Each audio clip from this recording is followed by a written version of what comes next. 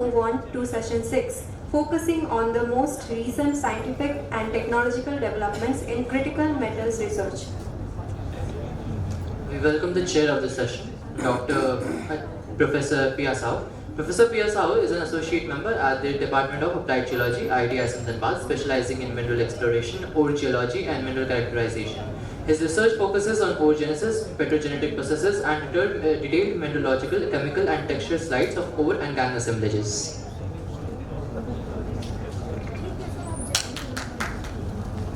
We would like to welcome the chair on the stage now with a round of applause.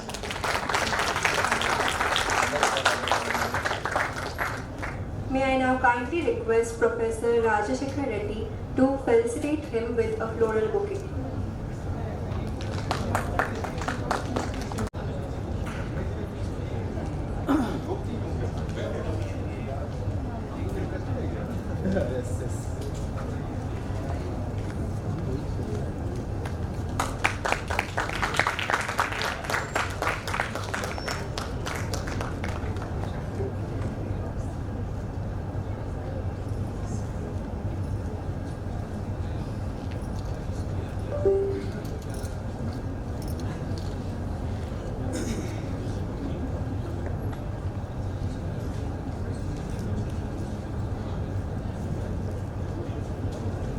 Our Younger Scientist Award 2018 with 35 publications and 3 patents. He would present on the title Towards Circular Metallurgy, Recovery of Critical Metals from Ores, Waste and End-of-Life Products. Sir, the stage is yours. Yes. Thank you for the nice introduction, and I thank the organizers and Dr. D.K. Singh for giving me an opportunity to present presentation on towards circular metallurgy, recovery of critical metals, and particularly I will be concentrating more on lithium from ores, waste, and end-of-life products. And I will give a glimpse of what we have been doing at CSIR towards the circular metals. So to start with, I belong to Central Electrochemical Research Institute. I work as a senior principal scientist over here. And we are the constant lab of the Council of Scientific and Industrial Research. We have 2 subunits at Chennai and Mandapam, which is close to Rameshwaram, and we have 310 employees and we have around 120 scientists with 6 divisions. And we have a Bachelor of Technology course in Chemical and Electrochemical Engineering, and our CICRI was laid, foundation was laid in 1948 and declared open in 1953. And our director is Dr. K. Ramesha, who is an expert in batteries and power sources.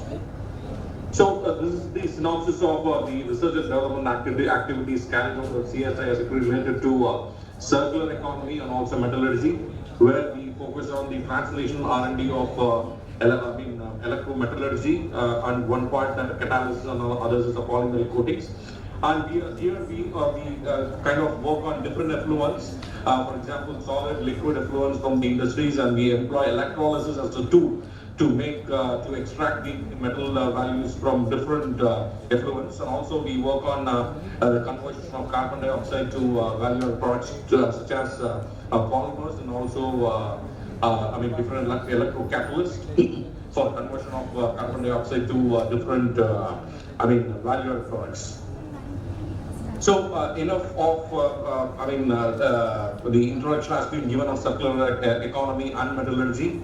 Although there is enough introductions given, just a glimpse of what I understood about circular economy is to transform the value chains by eliminating waste and looping materials back into production, and to turn these materials into these waste into value and driving new sustainable business models. So, when it comes to circular metallurgy, it closes the material loop by transforming metallurgical waste into valuable resources, redesigning value chains where residues become feedstocks, or the waste streams become feedstocks for new materials and metals. So when it comes to recycling has been tremendously followed for the past 2 or 3 decades, where the recycling metals is also expected to dramatically reduce the carbon footprints, as metals can be endlessly reused without losing their the pristine or the native or the virgin property, physiochemical properties of the earth. So in India, the consumption trends of battery materials, since they belong to an electrochemical lab, materials like lithium, and more emphasis will be given on lithium in this particular presentation, how the primary sources extract lithium and how recycling can make a difference in the having a feedstock for our country, making electric vehicles, which is a new trend in automation, where the battery grade materials play a crucial role. For example, lithium, cobalt, nickel, and manganese plays a crucial role in the production of these electrical vehicles in terms of energy storage materials. When it comes to energy storage systems, it's growing interest in renewable energy as for batteries and storage applications. But on the other side, the depletion of the sources, we heavily rely on imports for these battery grade materials, except for manganese. Lithium, cobalt, and nickel plays a crucial role, which leads to concerns about supply chain vulnerabilities. So when it comes to recycling rates, formal recycling is only 1 to 5% of end-of-life lithium batteries are formally recycled, with the majority is handled by the informal sectors using unsafe methods. And when it comes to the market growth, there is no need of explaining it. The battery recycling market in India is valued at USD 554 million in 24 and is projected to reach by 2033 around 1,300 USDs with a CAGR of 8.93%. So this is an overview of lithium production and applications. The rate of lithium production increases by approximately 40 kilotons per year, being the most reductive the most negative reduction potential of negative 3.004 ohms. It offers high cell voltage and higher energy density, not just in battery applications, but also in lubrication, glass industries, and also in it has strong affinities towards capture of carbon dioxide.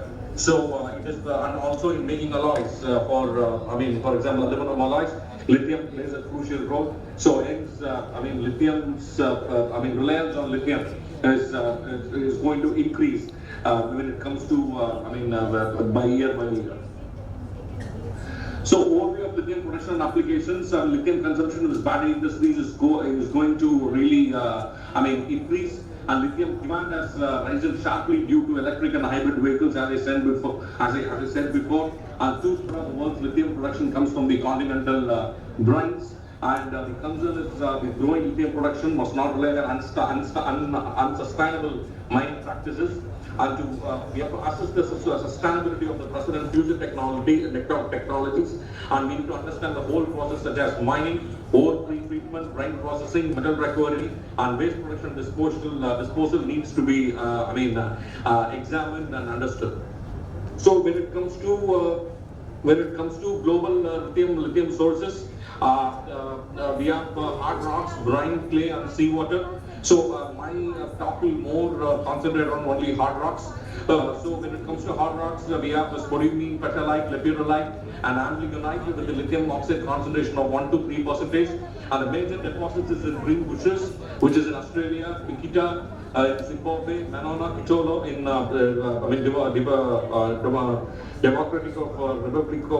Republic of Congo, and Kings Mountain in USA, and Gerais in Brazil.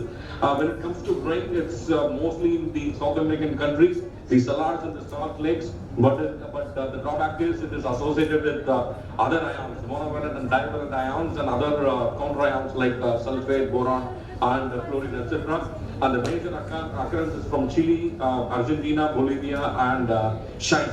When it comes to clay, the main minerals is ectorite, mesotite, illitite, and jadarite, with the lithium oxide percentage of 0.2 to 0.9%, and major occurrences in USA and Serbia.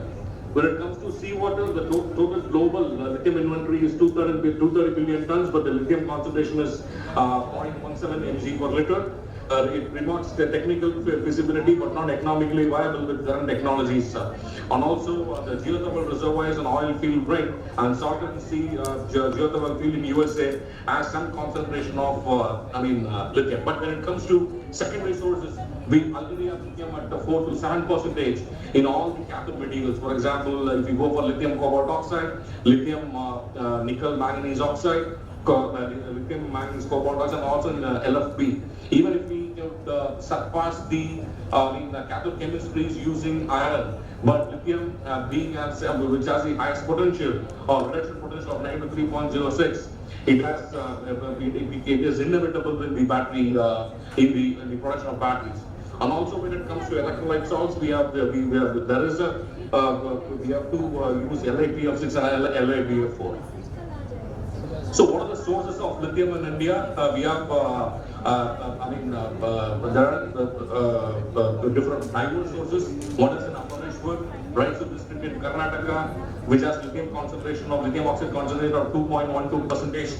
Aspen district, Chhattisgarh, 3.34%, and Vijaya, Mongiur district in Bihar, which has 165 to close to 3,000 ppm, and Bina Mecca belt and northern tip of the Dilbil, Golapura district, Assam, and Karatpur district in Orissa.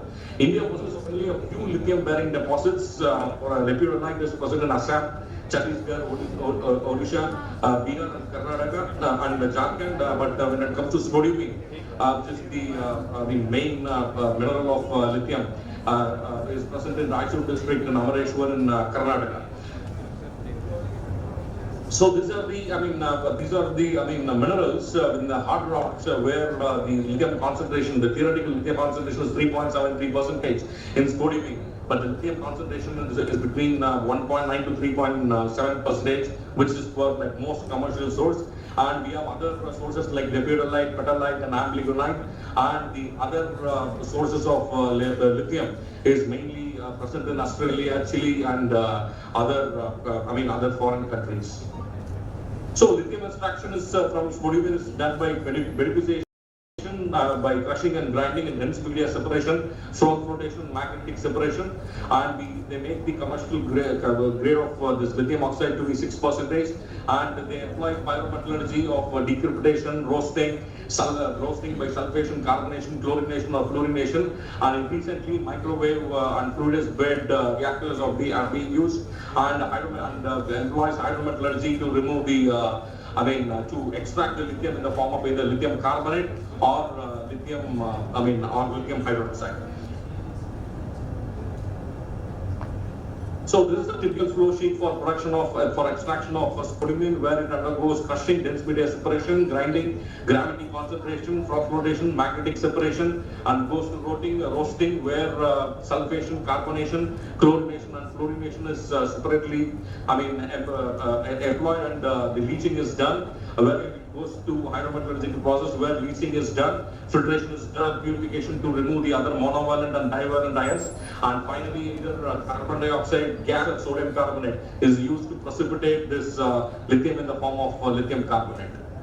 So one of the challenges here is high energy and reagent consumption is high, and waste acid management and CO2 emissions is also higher, and the impurity control for battery grade lithium carbonate, because to achieve the lithium carbonate is pretty much easy when it comes to extracting in the form of the battery grade lithium carbonate, because it should not contain any other divalent ions like calcium or magnesium, and also like monovalent ions like potassium, etc., because it will have a detrimental effect on achieving the self potential. And what are the other opportunities to reduce these effluents is by going for microwave assisted routing and employing hydrometallurgical and electrochemical extraction and recycling of the reagents, and also employing different selective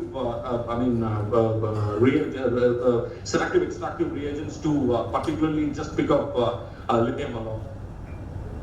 So at Sikri, we have recently we have put up a plant to extract the metal values from spent lithium-ion batteries, which could operate at a scale of 50 kg per day of processing the black mass, and where we were this particular process do not employ any solvent extraction route.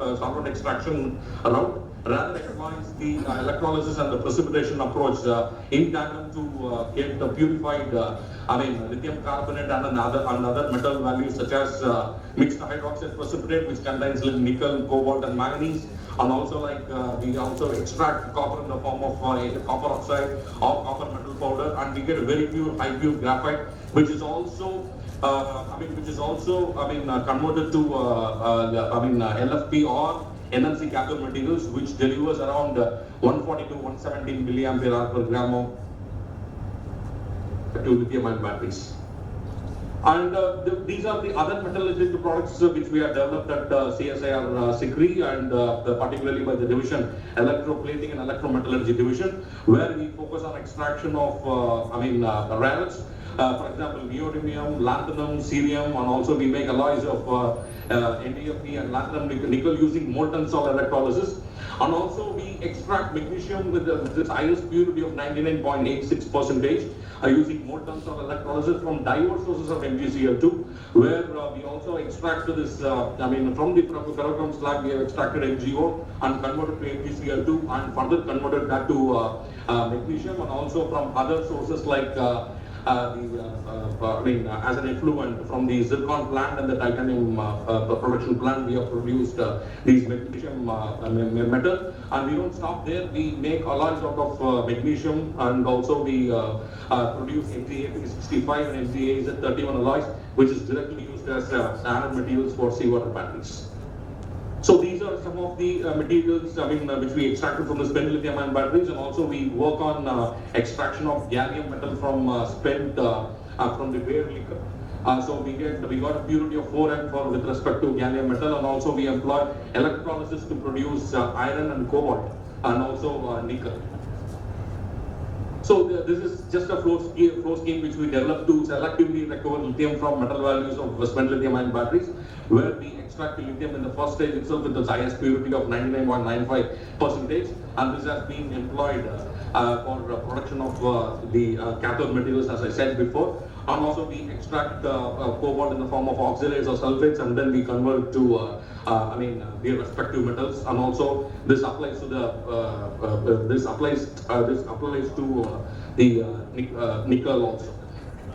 And in one more approach where we extract this propylene carbonate is very useful for synthesis of as electrolyte in lithium-ion batteries. So we focus on propylene carbonate production using carbon dioxide and propylene oxide, which is an import substitution product, and we get battery grade propylene carbonate for this as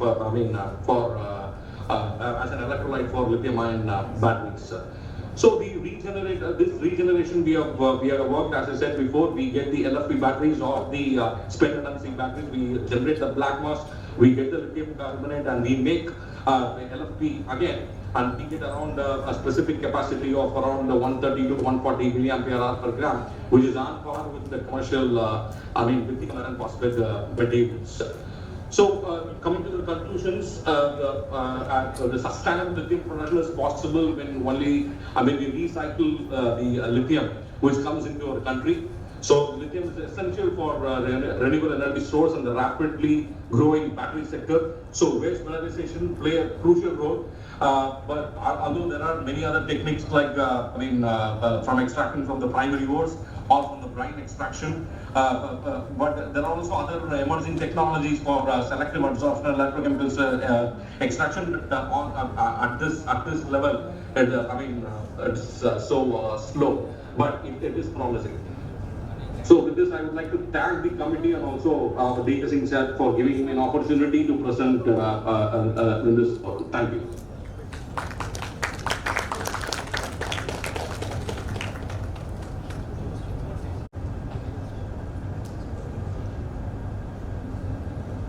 We can move to the next session.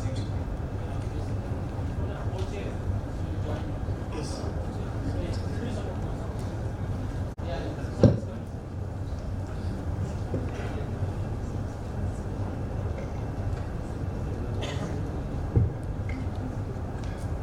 Thank you, sir, for your lecture on this lithium extraction. That is the emerging topic nowadays in India around the globe. Thank you again.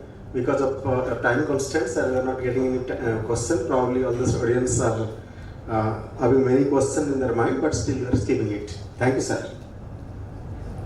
Thank you, sir. Thanks a lot, sir.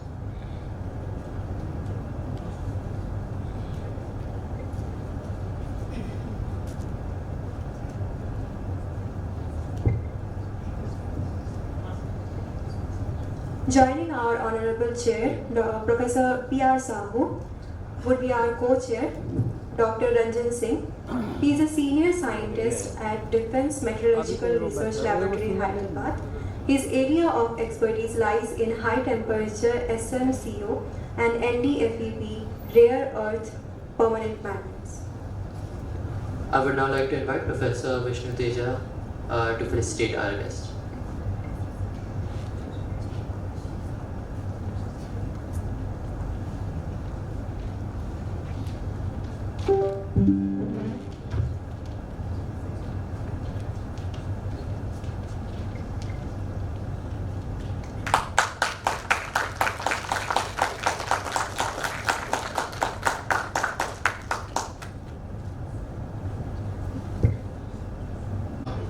So we are having around 11 talks in this session. So I request all the speakers to stick to their time. Please do not exceed. So time is 8 minutes.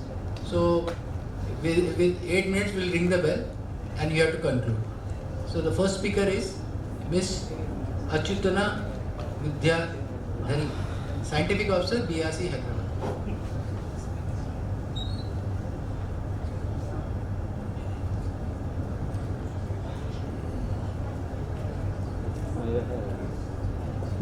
पानी है पानी महाराष्ट्र का पानी है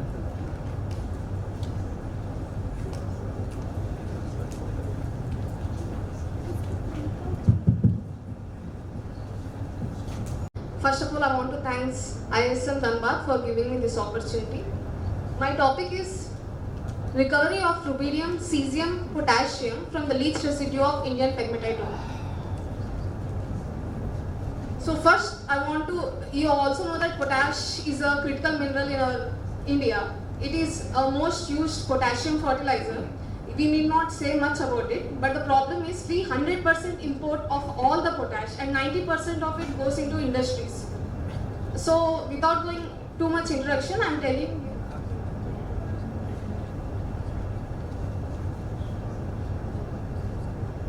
The applications of potash, we all know that it is majorly used in agriculture. And majorly its reserves are present in Canada, Russia, Belarus and remaining in other countries, but these are the major fractions. And also in production, these are the major countries. So water soluble minerals, water insoluble minerals and brine sources. Canada has most of the water soluble minerals silverite, and Israel and Jordan has the brine sources like Dead Sea brine. So the problem with our country is we all have water insoluble sources, and that is also glauconite and potassium feldspar and mica minerals. The reserves are not well known, but these are majorly located in Madhya Pradesh and majorly in Rajasthan and then followed by Madhya Pradesh. Now I want to focus on why rubidium and cesium. Rubidium and cesium are not also focused as a critical mineral also. But rubidium and cesium are geochemical substitutions in place of potassium in all these water insoluble minerals. Currently this may not be critical, but in the future we might need not to have this. Why? Because these are used in atomic clocks, and atomic clocks have major use in GPS and satellite surveillance systems. So instead, we want national security to be 100% in our hands. And also, these are used as oil drilling fluids and ionic propulsions.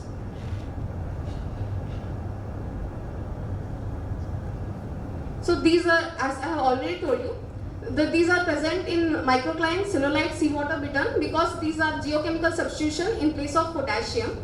The problem with rubidium is it's 90 ppm crystal abundance, but it does not have any mineral of its own. So that's why it's a critical mineral for Europe, USA and all other places. It's not because it is less abundant, it's because it doesn't have mineral of its own. Whereas the cesium has only pollucite, which is nearly 20 to 38%, and it is only present in Canada.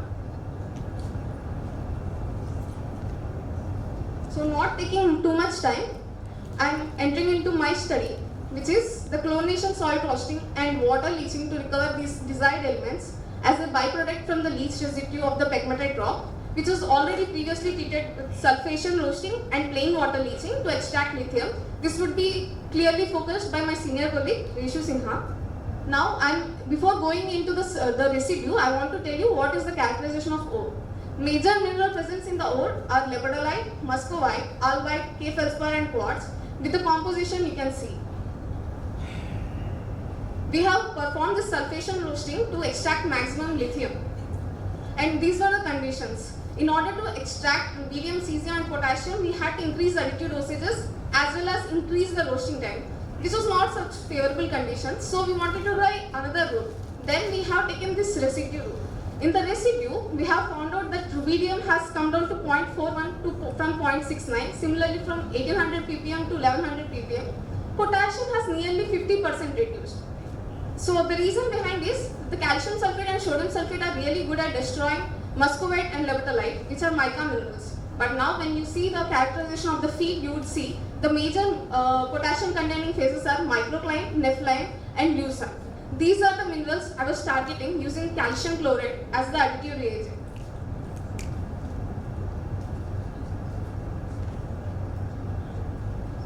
So this is my experimental idea.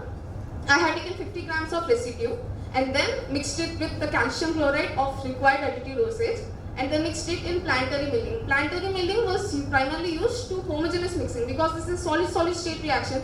We did not have clumps so that the reaction would be inhomogeneous and we won't get the desired product.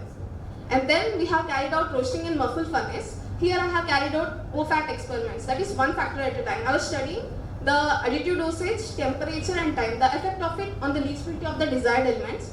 Then the cooling was done in the furnace itself, so you can consider it as equilibrium cooling. And then we have again hand crushed. Here I have mentioned the particle size as all passing 100 mesh, that you can consider it as 150 micron. So the particle size is important. The smaller the particle size, the better is the interaction. But I have kept nearly a coarser particle size. And then I have done plain water leaching of that roasted product. Even in leaching, I have varied temperature, time and per density. So now this is the results. You can see that with increasing molar ratio from 1 to 2, there is a drastic increase in the leachability. And 2 to 3, there is an increase. You can see above 90% leachability for rubidium and cesium and nearly 87% leachability of potassium. I have mentioned molar ratio instead of additive dosage like everyone used because it is the calcium chloride. It's the calcium and chlorine which is attacking. So that's why I have used molar ratio. Here I just want to mention the main important factors. As microcline, leucite, nepheline, these are the potassium containing phases. These were decreasing with increasing molar ratio. By the time it has reached to molar ratio 3, the factor has been, only microcline was present. Leucite and nepheline were almost diminished. And anorthite and calcium silicate, which is called molybdenite, are present. Also calcium fluoride and silica phases were decreasing. I will discuss more in the discussion slide why this was so.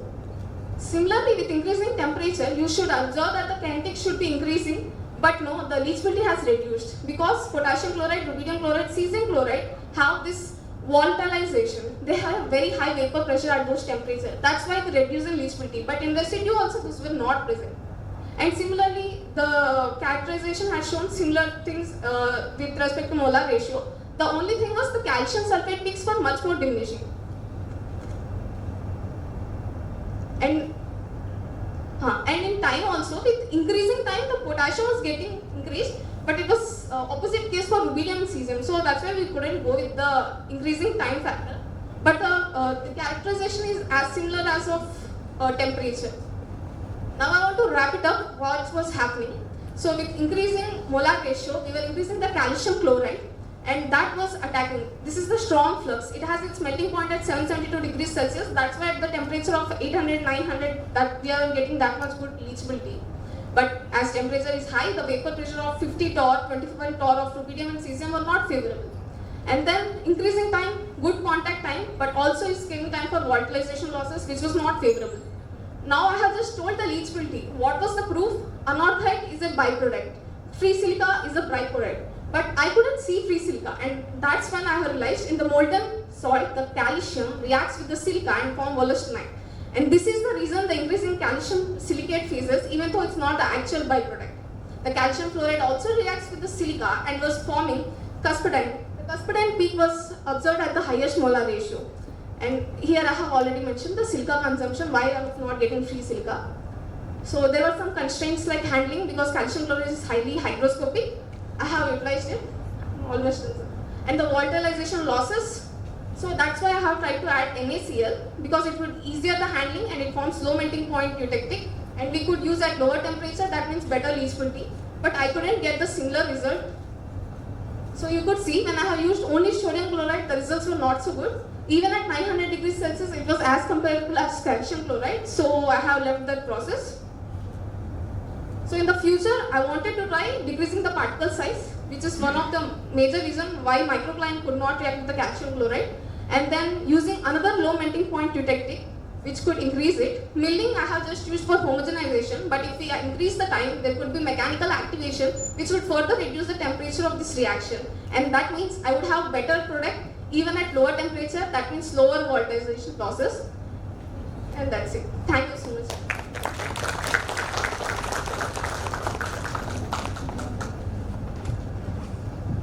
Wait, please come to the desk. Thank you. Now I request the chair to please proceed.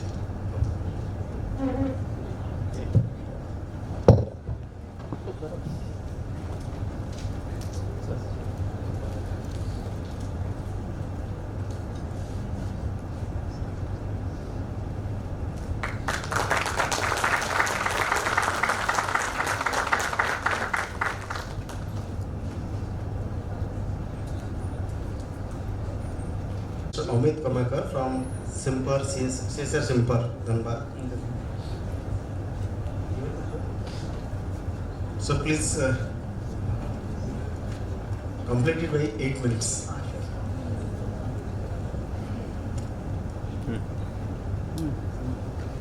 Good afternoon everyone, I am Amit Kamakar, a postdoctoral researcher from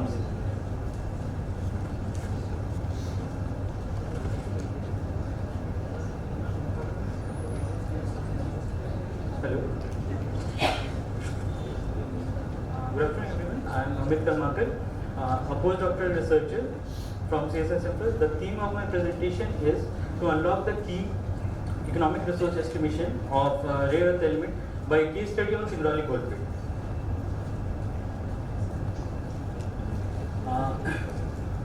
India's coal dominance creates vast ash, a hidden strategic resource, now recognized as an urban mine for critical and rare earth elements. However, current data of available RE content from coal ash of different power plants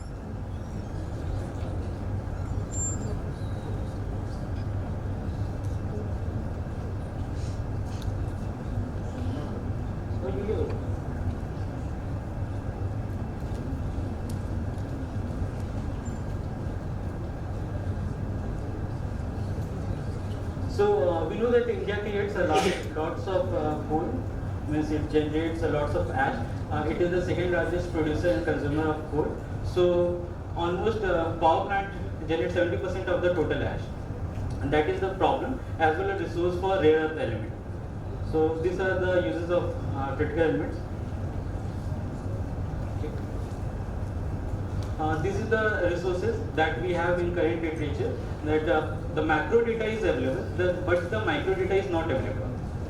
Macro data means the total coalfield wise data is available, but inside the coalfield there are main mines that are not available. These are the data from the literature that are available.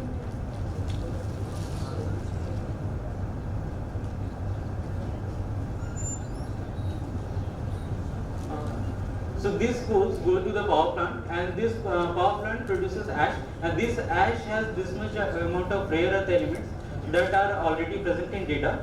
but these data are not sufficient for extraction purpose because every power plant uses a different amount of coal from different mines. Actually, for an example, if a plant requires 5,000 GCV of coal, it will blend a low coal of 3,000 GCV with a high coal of 5,500 GCV to make a blend.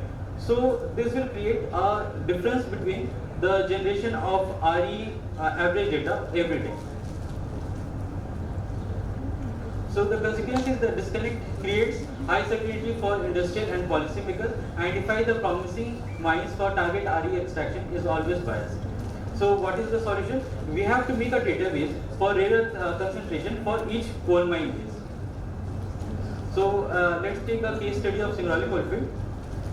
This is the sampling location of Singrauli coalfield from where I have taken 10 mines from where I have collected the samples. This is the sampling approach. From the perimeter to the center we have taken the sample. Total number of 8 samples were collected and each sample was weighing 1000 kg. The sample for sampling process I have taken 436 parameter in size 436 and done the volume cutting to make the sample a laboratory sample of 500 gram. After that I have done the ICP analysis by preparing a sample of 0.1 gram ash with fuel with 0.4 gram of lithium metabolite in a platinum crucible of at 1000 degree to 1100 degrees Celsius and dissolved in 10% nitric acid. These are the results of trace elements. Among the trace elements, Krishna Sila was the highest.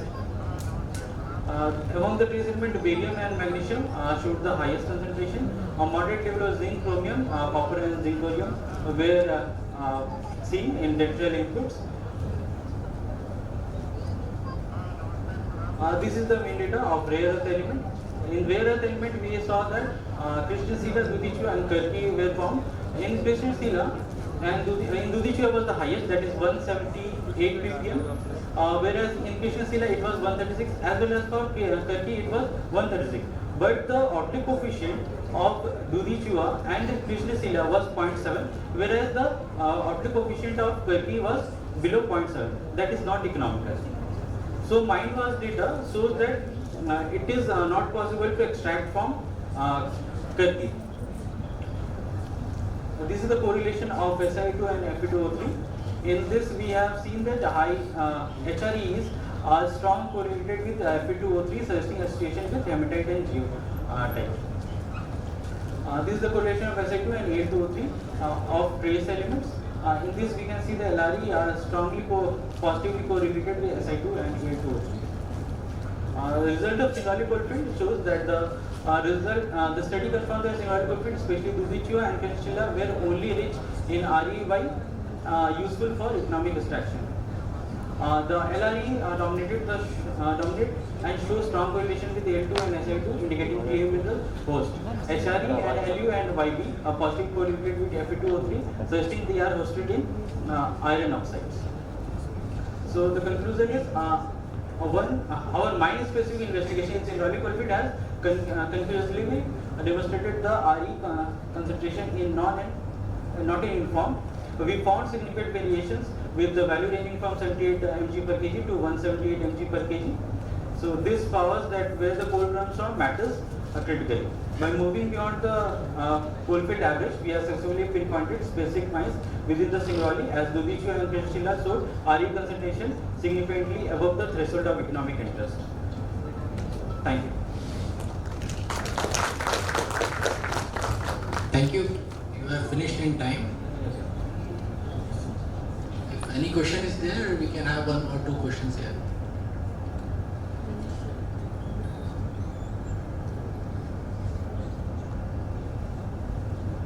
Okay, if there are no questions, then I will request Professor Uda Ranjan Saus to facilitate this speaker.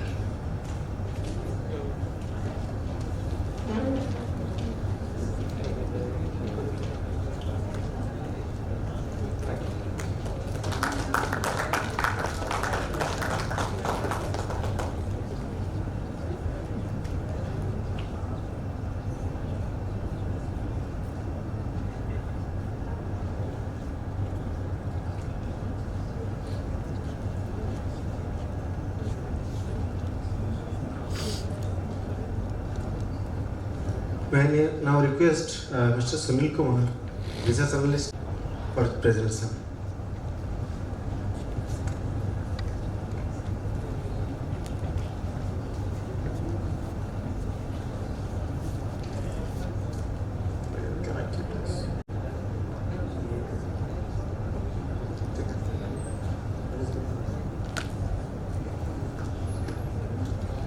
For all their guidance and teachings.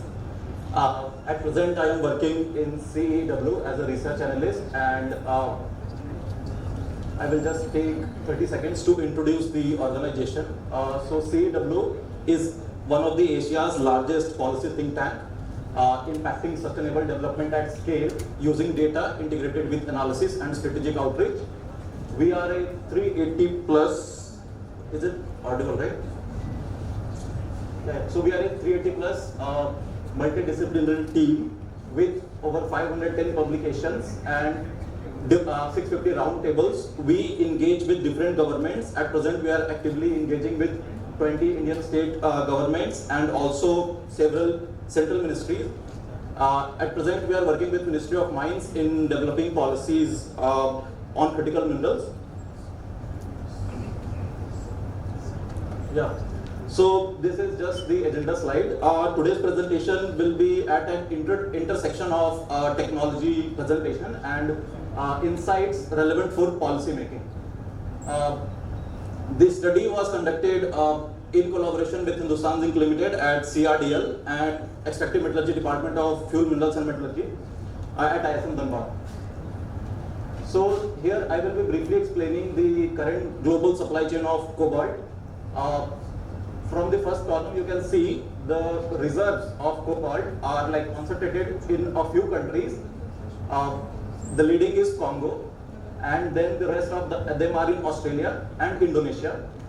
The mine production is majorly happening in Congo, which is 76%, but in China there are no reserves and mine production, but China is leading in processing of cobalt, primary cobalt. So what happens is, in Congo, cobalt is mined. Cobalt is mined as a byproduct of copper. Congo has one of the highest reserves of copper with 2% of grade, and the cobalt content is available in the range of 1 to 1.5%.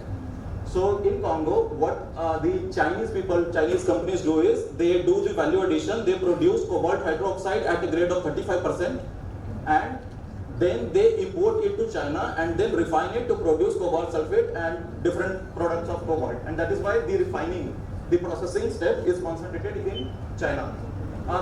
This pie chart shows the different applications in 2024 where cobalt was being used. So majority of share, it's 73% of share come from batteries, whether in EV batteries or portables. So this is next slide on the supply chain of cobalt in India. So at present, we do not have a reserve of cobalt. There is no primary production since there are no reserves, but there are estimated remaining resources, which is estimated to be 44.9 million tons. The data is a bit dated because the National Mineral Inventory data is updated every 5 years. So last it was updated in 2020, and then it is expected to be updated in 2025, and so next year we are expecting to get the new data. So this one will get updated. As I mentioned, there are no primary production of cobalt in India. There are some companies recycling cobalt from end-of-life batteries such as Loham and Atero, but the scale is not there as of now, and so for the domestic needs, cobalt is entirely imported in India. Now this represents the zinc flow sheet, and here I have highlighted zinc plant residue, which was used as a raw material for this study. And just you can ignore the upper row. There purification cake is generated, which contains cobalt at 0.4%, and then after some steps, some enrichment, we get zinc plant residue with cobalt at a 1.5 to 3% range, which is higher than the global cobalt which is used for the production in Congo. The next one is the experiment and results. So this is just a glimpse of all the pictures taken during the lab scale studies. That is the analysis of the zinc plant residue containing cobalt at 2.6%. Zinc, it has also a zinc 38.5%, and iron, cadmium, copper, and lead are the impurities which we have tried to remove. So the experiment started with leaching using sulfuric acid, which gave us the leach liquor. And from leach liquor, we removed cadmium and copper using zinc dust as the reagent. And the process was cementation.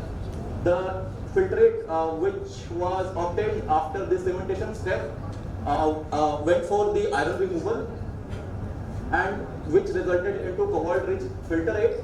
And then we went for cobalt recovery, and so it was a precipitation step using sodium persulfate as oxidizing agent and sodium hydroxide to maintain the pH.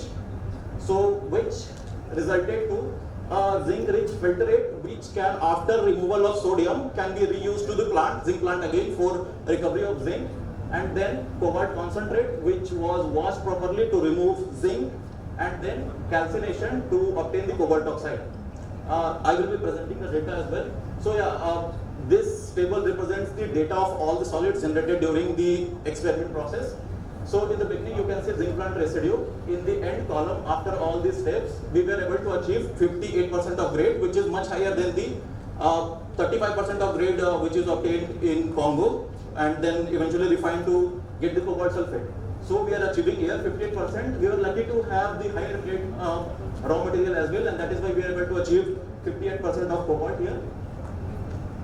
This is the analysis AS of the liquid samples, and after the leaching, we were able to get 4.4% of cobalt in leach liquor, and these are the subsequent steps where you can see how much different elements were there. And at the end, we were able to achieve filtrate with 68 grams per liter of zinc. In plant, they need around 150 grams per liter of zinc to circulate in plant. So after removal of sodium, they were able to achieve it, and so it can eventually be recirculated in the plant. So yeah, this sheet represents the recovery of all the elements. Cobalt and zinc after all these steps. So starting with 100%, at the end, the final zinc sulfate filtrate, we were able to obtain around 90%, and the cobalt oxide, we were able to achieve recovery of 81%. This is the final flow sheet after all the experiments. And moving on, and next I will share some of the reflections and where the policy inputs can be taken. So one of the reflections, like I have shared reflections at different steps around at the zinc leaching process. 90% of cobalt and zinc we were able to dissolve using sulfuric acid in 2 hours at room temperature, and the filtration was fast. Cadmium and copper removal at cementation, the rate of circulation or agitation is one of the factors where the rate of filtration varies. So higher the RPM of the agitation, so more time it takes to filtrate, because the particle size is not able to achieve at that scale where filtration could be fast. The next is iron removal. We use both sodium hydroxide and lime to precipitate iron at around 4 to 4.5 pH. But lime was more effective, and also it was more cheaper compared to sodium hydroxide. The last step was cobalt recovery, and so maintaining pH around 3 to 3.5 is must here, because at base higher than 3.5, zinc also start precipitating, and so we are not able to achieve the higher grade of cobalt in the final step. Next, some of the recommendations or policy support. So at this stage, we stopped the experimentation in India. Not sure why maybe Hindustan Zinc management did not wanted to go forward after this, but yeah, this product that we have created is of much higher grade, which is at industry scale created in Congo, and can be successfully used to recover or produce cobalt sulfate at industrial scale in India. Given that the next step would include leaching, solvent extraction, and crystallization to obtain cobalt sulfate. Some of the recommendations are like process parameters need to be strictly refined to get more higher purity. So if we expected to get around more than 60% of cobalt, but achieving the exact pH range and Please the conclude. oxidation. Yeah, sorry, just 30 seconds. The next one, the next policy recommendations are at broader scale, because making policy for a single element would not make sense. So yeah, in the past, we have such resources of critical minerals distributed across India, and so there needs to be a mapping of all the tailings slags, metallurgical slags, and the elements present in them, and need to have a database on that. And the existing infrastructure, like this process we developed in consideration of the existing Hindustan Zinc infrastructure, which this process can be run in the existing plant. So the existing infrastructure can be used for the recovery of critical minerals as well. And as in the morning sessions, one of sir was mentioning that global collaboration is the key. So we need not to reinvent the wheel, need not to look. Maybe the existing processes which are running across the world can be implemented here as well. And as I also mentioned, develop a database and have transparency so that the investors' confidence could be increased just looking at the data. Thank you. Thank you so much for the time. Thank you very much. At the end, yeah, just to finish. These are some of our recent publications on critical minerals, or all the documents are freely available on the website. You may check them out. Thank you. Okay, please. I request Ranjan sir to felicitate the speaker.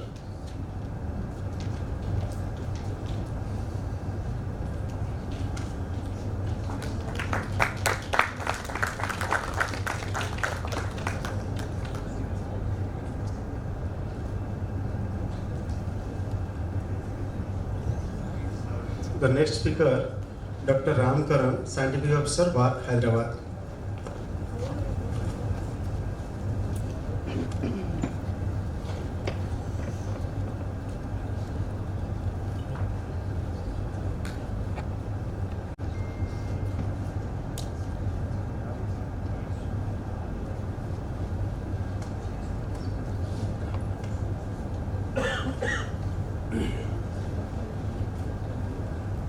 Hello, I'm audible. So, good evening everyone.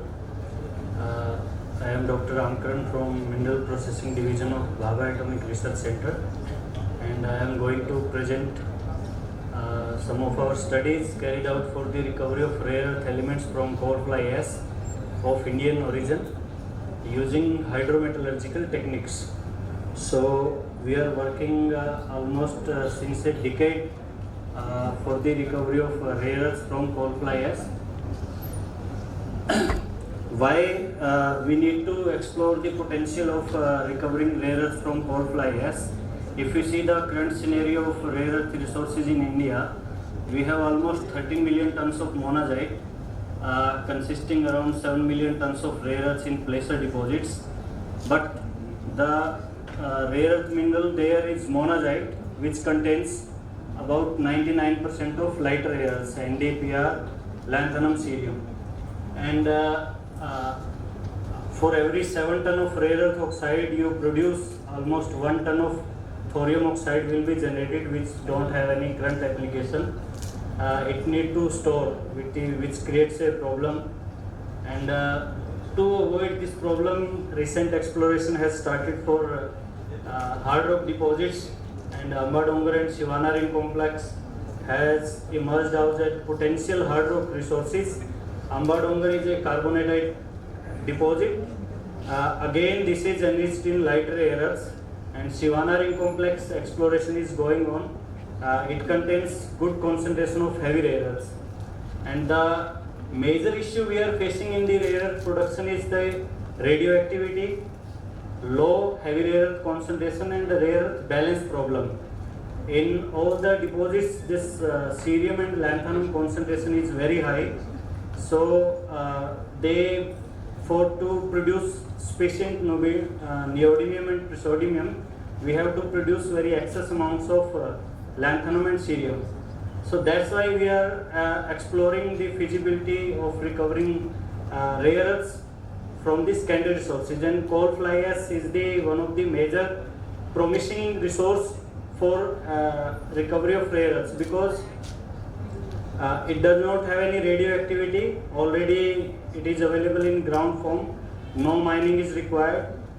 And we have done a lot of work on 2 samples. One sample we received long back, 12 years back.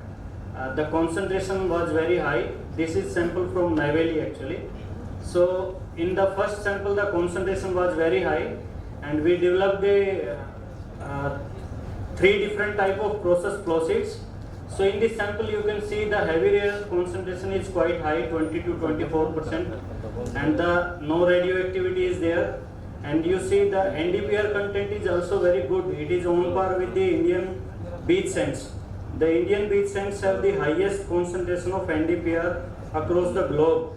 This Bayanogo and Mount Weld, they are having very good grades, but overall out of total rare earths, their NdPr content is relatively lower compared to Indian monazite. So this fly ash is very promising. It is fulfilling all our requirements. So, and this last year we have received another sample. Although the concentration has changed, but still it is containing very good concentration of rare earths.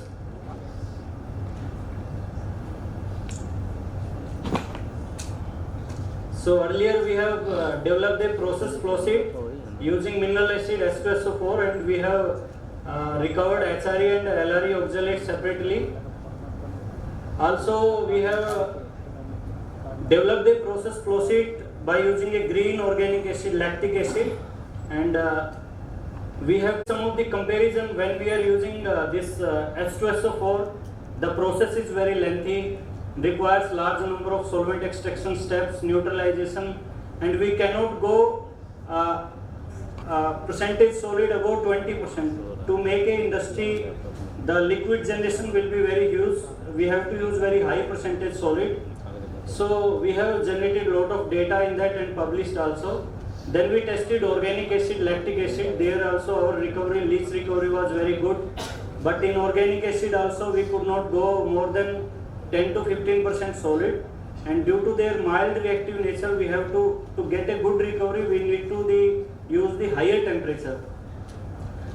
And then we tested deep eutectic solvents. It gave very high recovery, but still the same issue, their viscosity is very high. We cannot go beyond very certain percentage solids. And the use of deep eutectic solvents for waste materials, still it is in the infancy stage only. And we have found that this coal fly ash sample, it is heterogeneous in nature, and the grade, because every day from one mine they are almost using 1 hectare of land, so grade is not very consistent.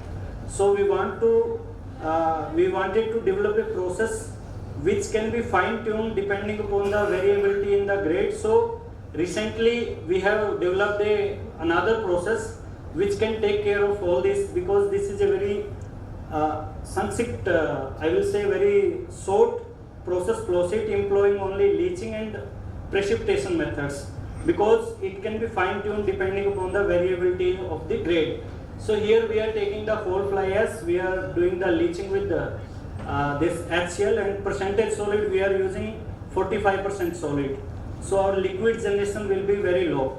Then we are doing filtration in the fly ash treatment, the major issue is the gel formation. If you use the higher percentage solid, there will be a lot of silica dissolution, alumina dissolution will be there, and due to high TDS and pozzolanic characteristics, there is tendency of gel formation. So to avoid that, we are doing the in situ removal of silica by using calcium oxide slurry.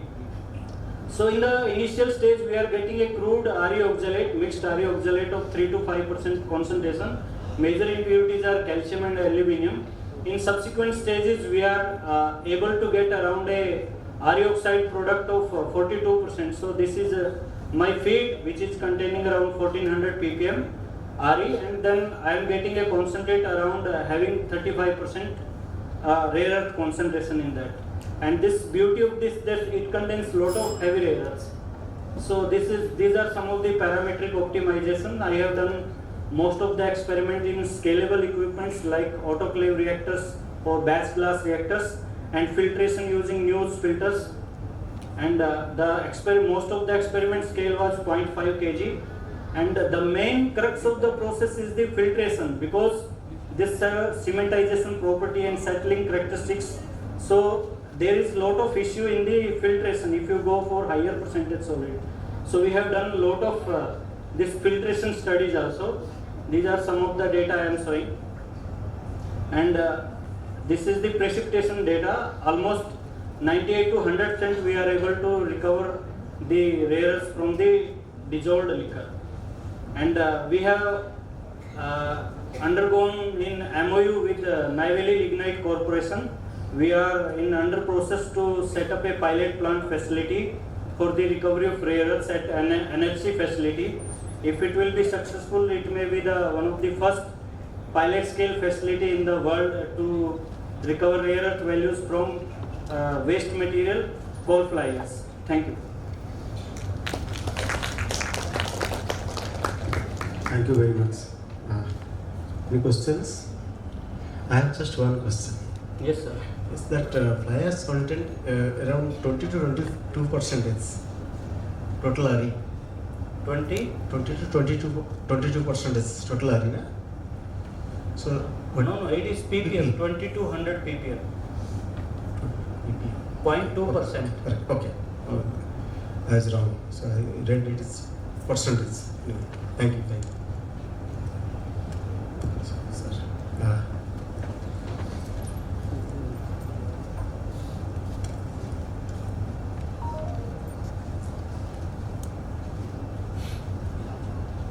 Thank you, sir.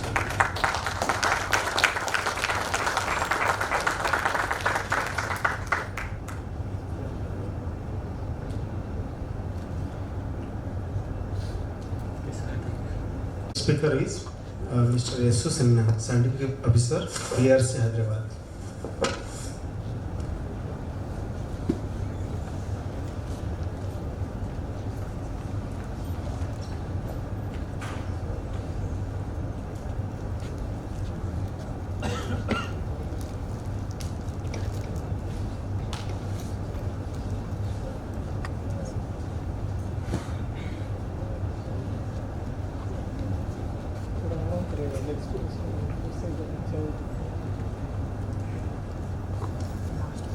Last year.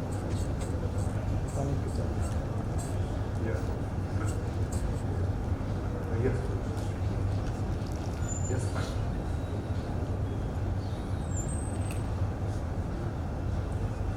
Yeah.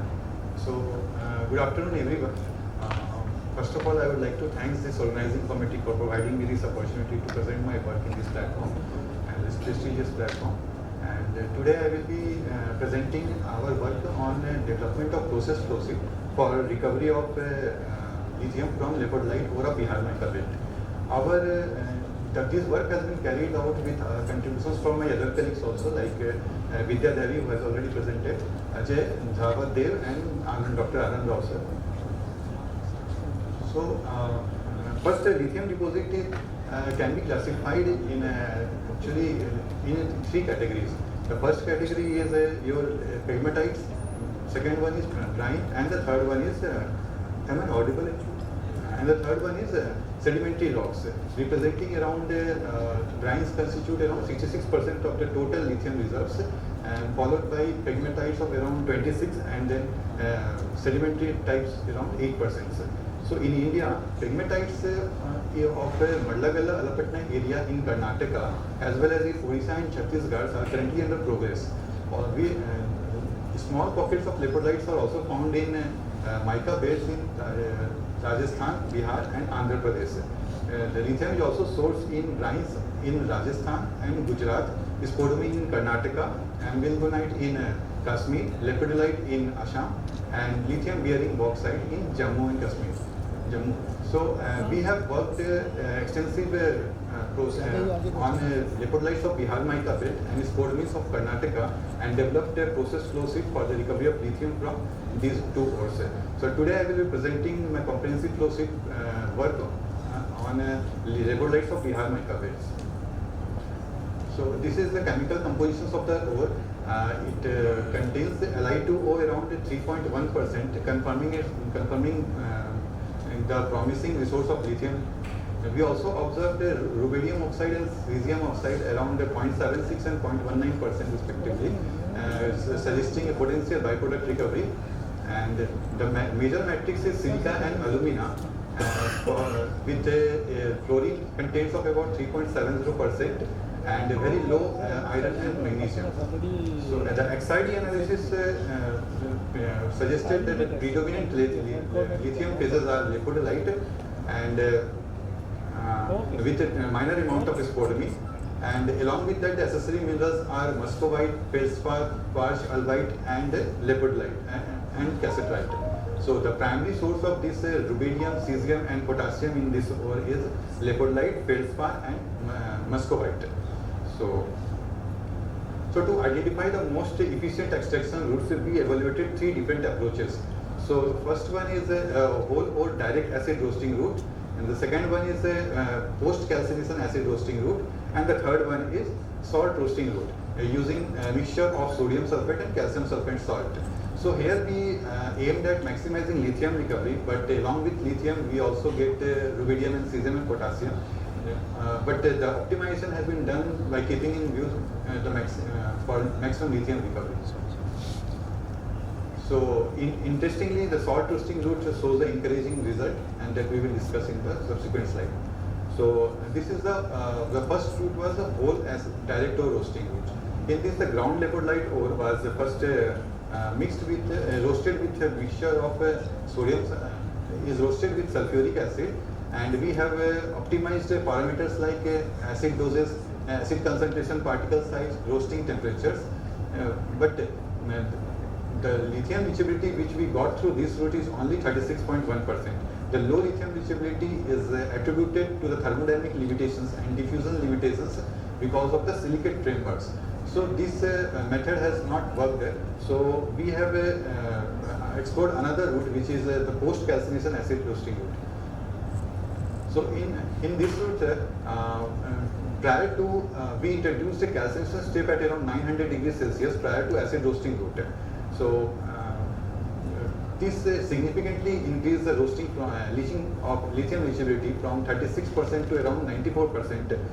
But however, this increase in leachability can be attributed to the dehydroxylation of the lepidolite structures, which starts at around 850 degrees Celsius as per the TGDTA reported in the literature, and which results in the formation of some reactive phases like lithium silicates and amorphous phases for sulfations. However, along with the lithium, in leachate we also get impurities like aluminum and iron and all that. So at this stage, we got a leach liquor concentration of aluminum around 7.2 GPL, and iron, calcium and magnesium is shown here. So the impurity removal step has been carried out at around 11.5 pH, which resulted in the precipitation of all these impurities in the form of hydroxide, but it also caused precipitation of it also caused loss of around 22% lithium via co-precipitation of lithium aluminum hydroxide phase. So because of the high lithium loss, we could not tested the downstream process for this method, and we switched to another process called salt roasting route, aiming for the selective lithium conversion and impurity-free leachates. So in the salt roasting route,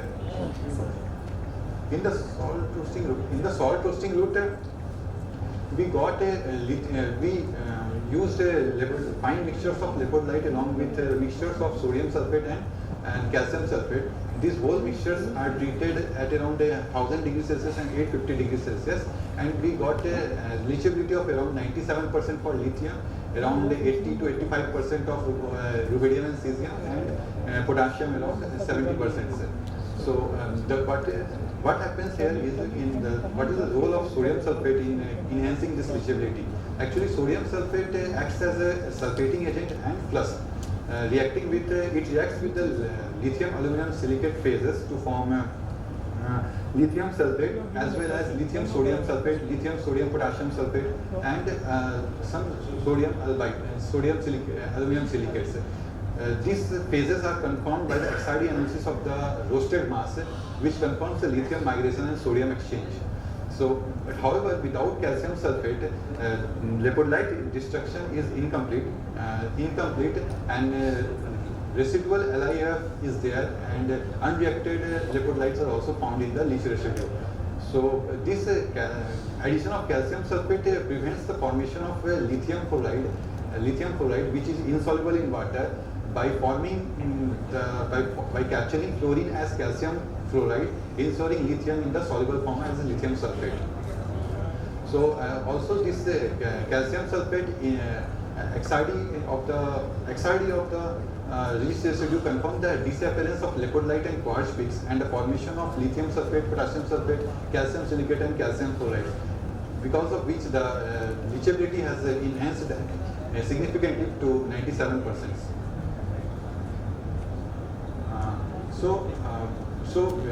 For this process, calcium sulfate not only improves the leachability of lithium, but it also improves the extraction of rubidium, cesium and potassium leachability also. At around 1000 degrees Celsius, calcium sulfate decomposes to calcium oxide and sulfur dioxide. This calcium oxide disrupts the potassium feldspar and muscovite structure, where this rubidium, cesium and potassium are hosted, is replaced in the place of potassium as an isomorphous substitution, and release these ions, potassium, rubidium and cesium, which in turn, while sulfur trioxide converts this into soluble sulfates of potassium sulfate, rubidium sulfate and cesium sulfate. The XRD of the residue confirms the disappearance of this K feldspar and muscovites, and the appearance of sulfate phases was found in the XRD. So this lithium oxide, this calcium sulfate reacts with the fluorine present and form calcium chloride, prevents lithium also to get trapped in the matrix. So if we want to maximize the lithium recovery only, then only salt doses of 100 and 400 kg was sufficient for 4 hours. But if we want to simultaneously extract lithium, rubidium, cesium and potassium, then we have to increase the time to 10 hours as shown here, and with a low salt doses of 200 kg per ton of sodium and 600 kg per ton of calcium sulfate. So we can able to achieve the more than 80% leachability for rubidium, cesium and potassium at around 200 kg per ton of sodium sulfate and 600 kg per ton of calcium sulfate, along with the lithium of around 97% leachability. So this finally is the process flow diagram for lepidolites of Bihar mica beds. So it involves the crushing, grinding, salt roasting as I discussed just now, and followed by solution purifications by the process of by adding sodium carbonate and all, and finally it gets precipitated. We precipitate lithium hydroxide monohydrate of a purity around 99.23% by using two-step vacuum evaporation, and the final product we got is lithium hydroxide monohydrate of a purity around 99.2%. So this work shows that direct acid routes shows some thermodynamic and diffusion limitations, and salt roasting routes can be used for scale up of this process to recover lithium from these resources, and by this we also get some recovery of rubidium, potassium and cesium as the byproducts. So this is a technically feasible industrial adapter for Indian lithium resources, salt roasting routes. So this is the reference. Thank you. Okay, no problem. Thank you very much. Any questions? One way that I want to discuss with person, that's very difficult.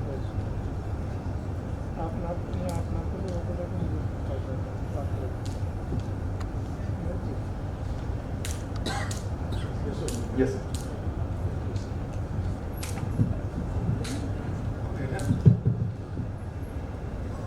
So you have done very good work in your division, gastronomy and lepidolite. So whether the processing of both the source is same or different? Because in case of gastronomy, you need the high roasting temperature to convert alpha to beta. Yes. It is more soluble. But in case you high temperature required, but you need some additive also to make it more active for the dissolution. What is the reason? Sir, actually spodumene, it is alpha spodumene is there in the natural forms, and this is very refractive in nature. So we have to heat it at around 100 degrees, 1000 degrees Celsius to convert it into beta spodumene, which is an open structure, and around 30% volume expansion is there, and this makes it reactive, accessible to the leachants, whatever we use like sulfuric acid. But in case of lepidolite, this is the salt replacement reaction only. So the salt will get replaced in place of lithium, and this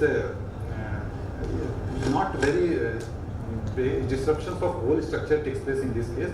If we go through that calcination route also, it will work, but lots of impurities will also come in the lepidolite. So we have avoided that post-calcination route to avoid these impurities, and purification step will be difficult after that. So after optimization of the process parameters, what scale you have done this? Sir, this we have done around in 5 kg around, and we can demonstrate it. How much rubidium you got while meeting the Sir, actually rubidium cesium we got around 80 to 85% leachability we got in terms of quantity? Leaching. Sir, that work is carried out by Vidya, and downstream process of rubidium cesium is still going on actually, and we have discussed up to lithium.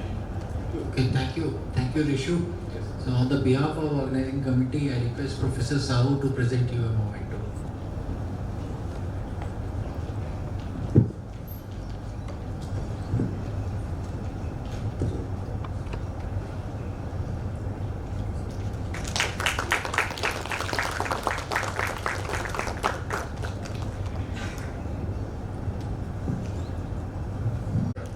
CIMFR Dhanbad.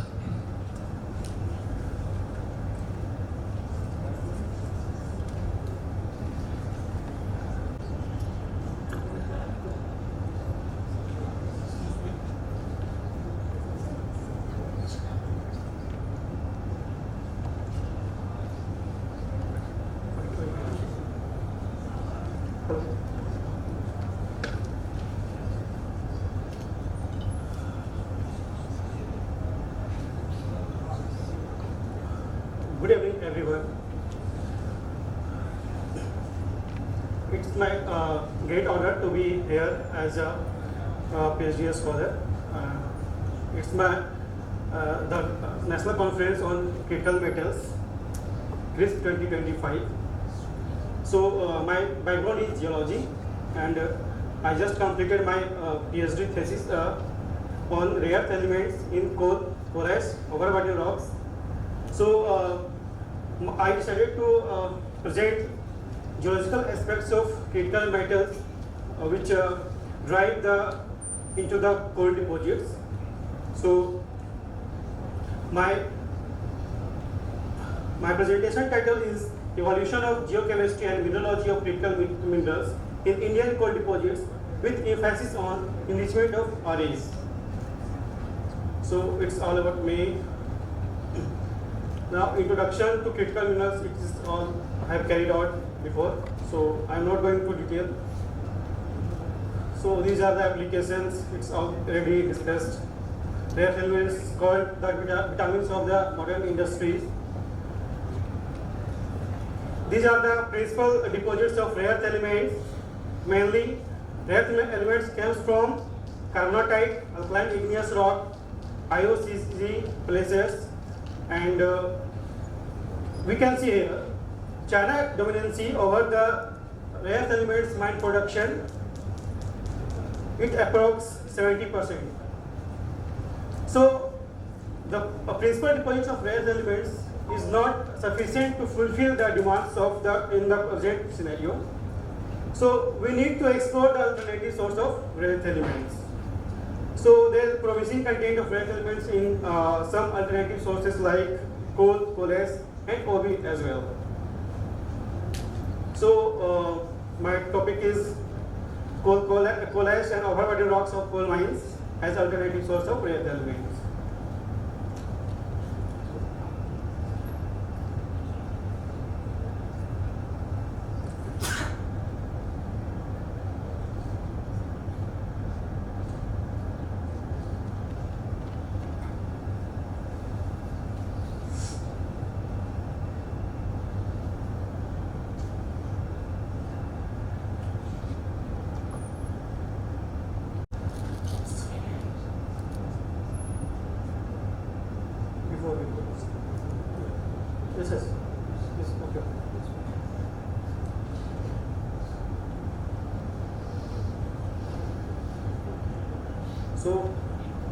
Now, how rare elements come to the gold deposits?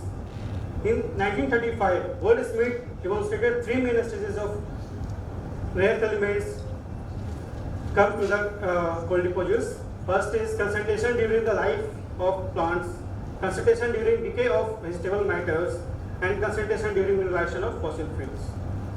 But Sredin and Fickelman compiled the most accepted processes for metal accumulation in gold deposits as metal inputs in mineralization stage as well as at qualification stage. We can see here at epigenetic stage, which is parallel to the pit accumulation, and diagenetic stage, which are parallel to the humification and jellification, and syngenetic type, which are equivalent to early lignite, subbituminous, and bituminous to anthracites.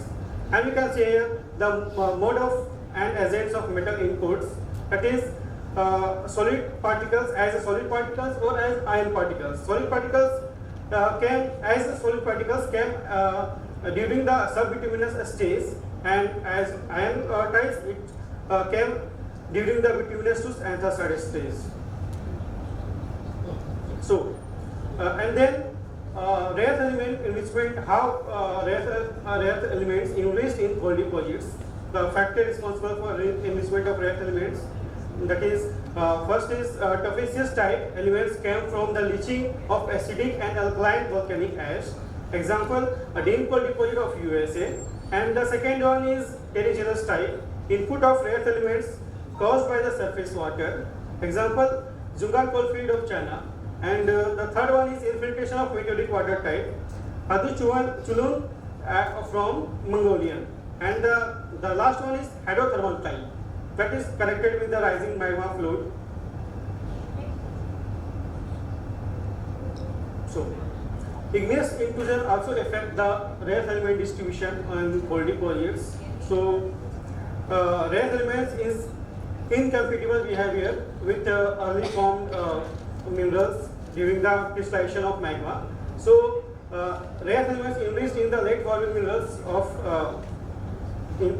upcoming magma. So, and the rare elements introduced also within the crystal lattice of carbonate mineral with carbonate ions acting as the hydrothermal RE ligands. Some examples are enrichments of REs into epigenetic dolomite occurring in the intruded coals of Witbank coalfield, South Africa, and REs also get enriched in argillized tuffs by effect of emission large igneous province magmatism in China. So now mineralogy. The common minerals found in coal coalax and overburden rocks of gold deposit, that is quartz, kevinite, illite, muscovite, rutile, anatase, siderite, hematite, magnetite, pyrite, calcite, and fluoropyrite. And what reported that quartz, kevinite, and phosphate minerals are found as infillings in pores, whereas illite, siderite, calcite, dolomite, and pyrite are in cliffs. So, one of my study highlight the fluoropyrite mineral in coal ash, which can be regarded as the rare element hosting minerals. And Balaram also reported that the REs came into the soil by fixing them into the clay minerals like kevinite, halloysite, illite, which are leached out by the process of weathering of RE-rich granite. And one of my studies highlights that the higher content of kevinite resulted in increased concentration of REs in Indian overburden rocks. This EDS data, which shows the monazite lanthanum type of monazite is in coal ash. These Pearson correlations show in coal and coal ash, there are various parameters of coal and coal ash related with the rare elements. We can see here how relate kevinite, quartz, and other parameters to rare elements. And kevinite is strongly positive correlated with rare elements. Similarly, we can also see here in coal ash how elite and quartz related to rare elements.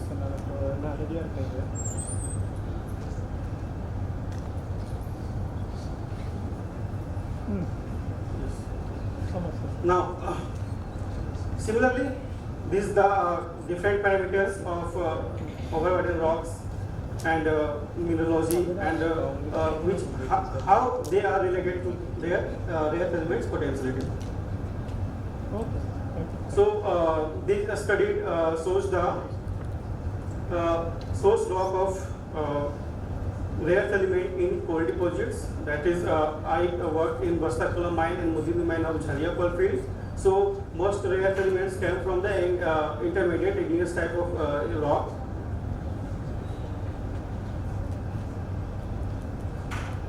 So now, high potentiality of coal deposits. So these are the parameters coal containing. If coal contains more than 115 to 130 milligram per kg of rare elements, then we can be promising. And coal ash containing higher than 77 to 762 milligram per kg, they are also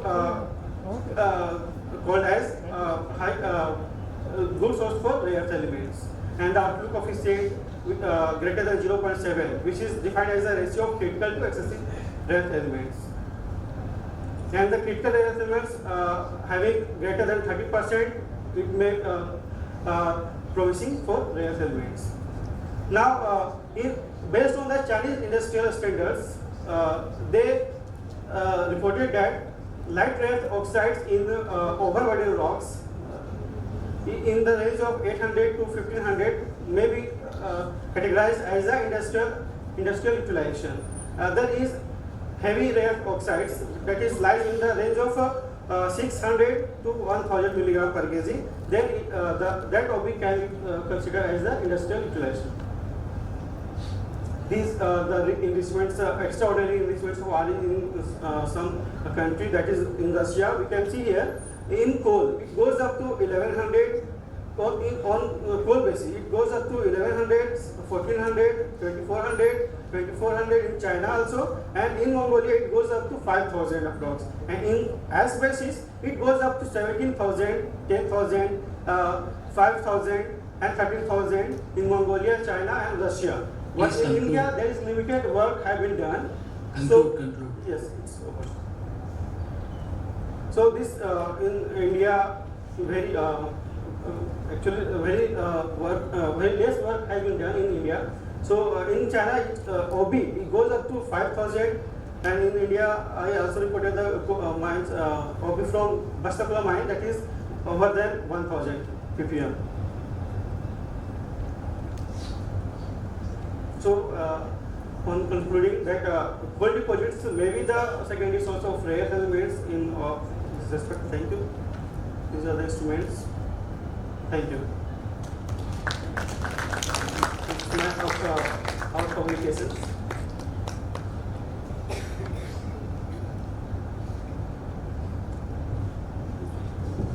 So now I request Professor Sahu to present a memento to the speaker.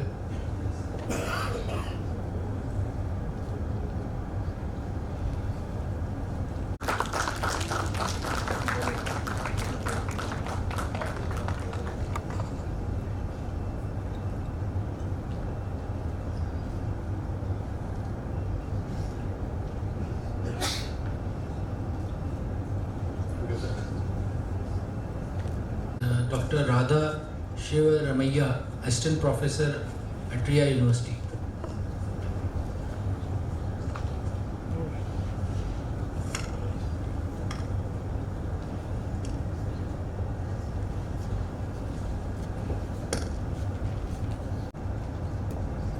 Good evening, everyone. I'm Radha here. I'm presenting, unlike what is listed in the abstract, I'm not presenting an overview on lithium recycling. Rather, the work that I did several years ago, about 8 years ago, in the US as a part of Critical Materials Institute, when I worked as a postdoc at UC Davis. So, we all know about rare earth supply shortage, self-reliance, every country is fighting today and all that. but originally the problem started in early 2010 when 97% of global supply came from China, and in an incident that took place in 2010 in a disputed Senkaku Island, which led to the arrest of a couple of Chinese boat captains, and as a diplomatic, to retaliate, essentially China imposed an embargo on supply of rare earths on Japan actually. It didn't stop there, they also drastically cut down the RE export quota about 40%, which affected globally all the countries. This was the biggest wake-up call for most of the countries. It was a geopolitical issue and most of the countries responded in their own way. And the global response was essentially to mitigate the supply risk originating from supply dominance by China.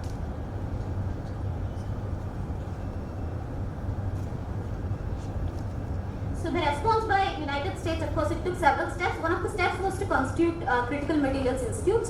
It was a DOE hub where several national labs, universities, and industries came together to work on a common goal, which was on rare earths. There were 4 different focus areas. As you see, focus area 1 focused on diversifying supply. Again, it had several research topics under it, and then developing substitutes. Reuse and recycling was focus area 4, and focus area 4 was cross-cutting research. Just to give you an idea of how it was, if you look at quantum.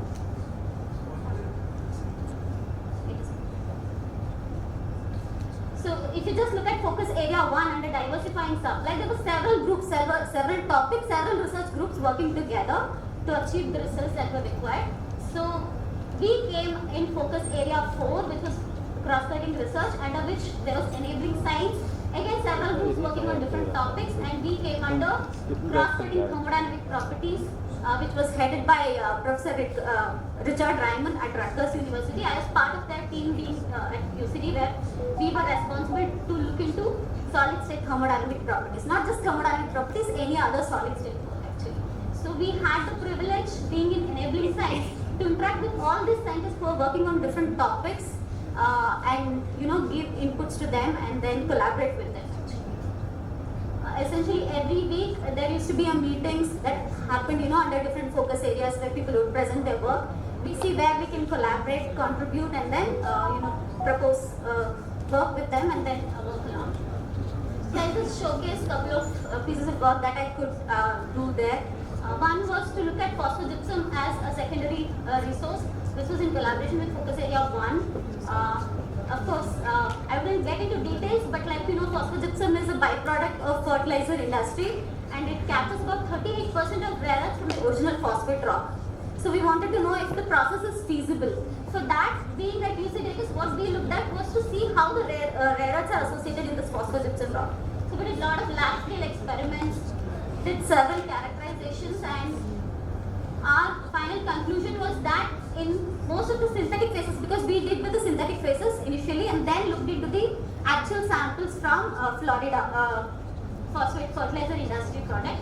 So our conclusion was that these rare earths exist as amorphous precipitates but not as solid phases in them actually. So likewise we extended our studies to actual samples, and the conclusion was the same. In most of these, you could clearly see that rare earth phases were existing as amorphous precipitates on phosphogypsum rods actually. So this feedback was given to our collaborators at Rutgers, and Idaho National Lab people came along with us to look into bioleaching also. So if you look at that, we have developed different experiments including bioleaching, and the results were published in this work. This entire piece of work that we collaborated with Focus Area 1 to look into phosphogypsum as an alternate resource for rare earths led to about 5 publications, and we could give good technology inputs to FIPR actually. The other piece of work that I closely looked at is thermodynamics of bastnasites. Bastnasite is one of the major rare earth ore actually, and it exists in Mountain Pass, California. So in early 2000s, the mining operations were suspended there, mainly because China started supplying at a much cheaper price for the rare earths. Of course, after the incident that took place in 2010, one of the major goals that was set in the US was to restart the mining operations in Mountain Pass. So we wanted to see if we can improve the extraction efficiency of rare earths from this mountain pass ore, so that the mining operations can be started. For which, of course, you have to look into greater detail of the bulk and surface property of these minerals. We did a lot of synthesis, characterization, and we studied surface properties with Oak Ridge National Lab people. Finally, all this feedback was given to our collaborators at Oak Ridge, who are designing collector molecules for improving the extraction efficiency. And these were the interaction enthalpy measurements that we did for different ores, including calcium, because calcium often interferes with extraction of rare earths since it has similar properties as your rare earths actually. Eventually, what led to the results, not just from this work but of course from other collective works, was that the Mountain Pass mine in California has resumed its operations in 2018, and it has ramped up its own domestic refining capabilities based on several R&D work that was done together. And today about 50 to 20% of global rare earth originates from Mountain Pass mines in US, actually the California. And in 2024, they went on to produce a record amount of RE concentrate. And this is the only mine to magnet facility that's there in US actually. And the other piece of work that again I worked along with Oak Ridge National Lab people was to look into developing sorbents for extraction of lithium, not just from brine but also from end of life products. This was something we initiated there initially, and eventually it went on for next 3 years after I moved out of University of California, and it resulted, based on our initial work and the directives we set forth, it led to 3 publications and 2 patents, and 2 technology transfers have happened. And so essentially CMI today is in its 3rd phase. I was lucky to be part of the first phase between 2013 and 2018, and they went on to finish another phase, and they're in the 3rd phase now. It still exists, and then the focus area has been slightly modified, and Critical Materials Institute has gone on to become Critical Materials Innovation Hub. It's still essentially CMI. And if you look on their website, you see there are about 170 plus innovation disclosure that are ready for technology licensing, 50 plus granted patents, and 20 plus technology transfers that have happened to the industries actually. So the focus and collective efforts have led to the success of CMI is what I believe, and several other countries have followed their footsteps today to constitute such a hub. In 2025, you see the global supply of REs by China has dropped to 58% from 97%, which was 15 years ago, which is a beautiful collective effort that has happened from across the globe. And I was really happy to see IMMT director's presentation in the morning actually, that India is also leading such a collective efforts today, and we are doing really well in this space. So essentially all of our aim is to have resource security and self-reliance of these critical materials. This is Alex Navratsky. I worked in a group at University of California Davis. She had a huge group of 40 people above. So she gave me a complete independent hand to handle this project, which helped me develop a lot of skills actually to look at every project in an interdisciplinary fashion, which is what led to our recent collaboration with Dr. Aarti in IIT Dhanbad actually. So this was CMI folks, and this was our small team, thermo team, with Alex, OLI people, and Rutgers team. Thank you. Thank you very much for this informative lecture. One short question, sir.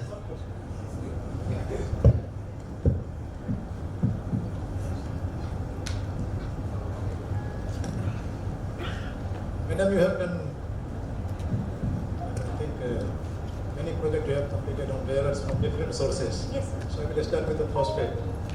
Okay. Phosphogypsum, how much rare earth is there? Sir, it's very less. Actually, it depends on the source of your original phosphate rock. Rock phosphate. Correct. Have you any time studied the behavior of the distribution pattern of rare earths in the dissolution of rock phosphate by sulfuric acid? Some of the rare earths get dissolved. Correct. In fact, when we went to the plant, sir, actually, if you see there is water standing across this mountain, the heap of phosphogypsum. If you collect the water, actually that itself had very high concentration of light REs. We did a very detailed analysis actually. in different portions, like the upper portion of the heap had different RE concentration, and then in between. So any process was developed, you have just taken and published the paper and patented the process? No, sir, we have not patented. Actually, like I said, the technology inputs were given to SIPR. Today, the license has been given for extraction from phosphoric acid. Phosphogypsum. Yeah, phosphogypsum is also in process, is what I have heard. Like How much uranium is there in the phosphoric acid? This phosphogypsum? This one actually, sir, we couldn't even detect in the lab scale when we did the radioactivity test. We couldn't detect. It was very, very less actually. That was the reason we could go sample there. And you mentioned in the carbonate platform, the phosphonite, the mountain phosphonate, this calcium interferes with the rare earth. I don't think that calcium will interfere. Calcium, there is a very good extractant like PC88. It is a good rejector of calcium. So it could selectively extract the rare earths. What we were told was when they designed the collector molecules during the beneficiation, they said particularly light rare earths always have issues with calcium. So the calcium. So they wanted to look for selectivity. Rare earth gets deposited due to the isomorphous substance of calcium because ionic radius approach. Correct. So it is there, but calcium does not interfere with the rare earth extraction.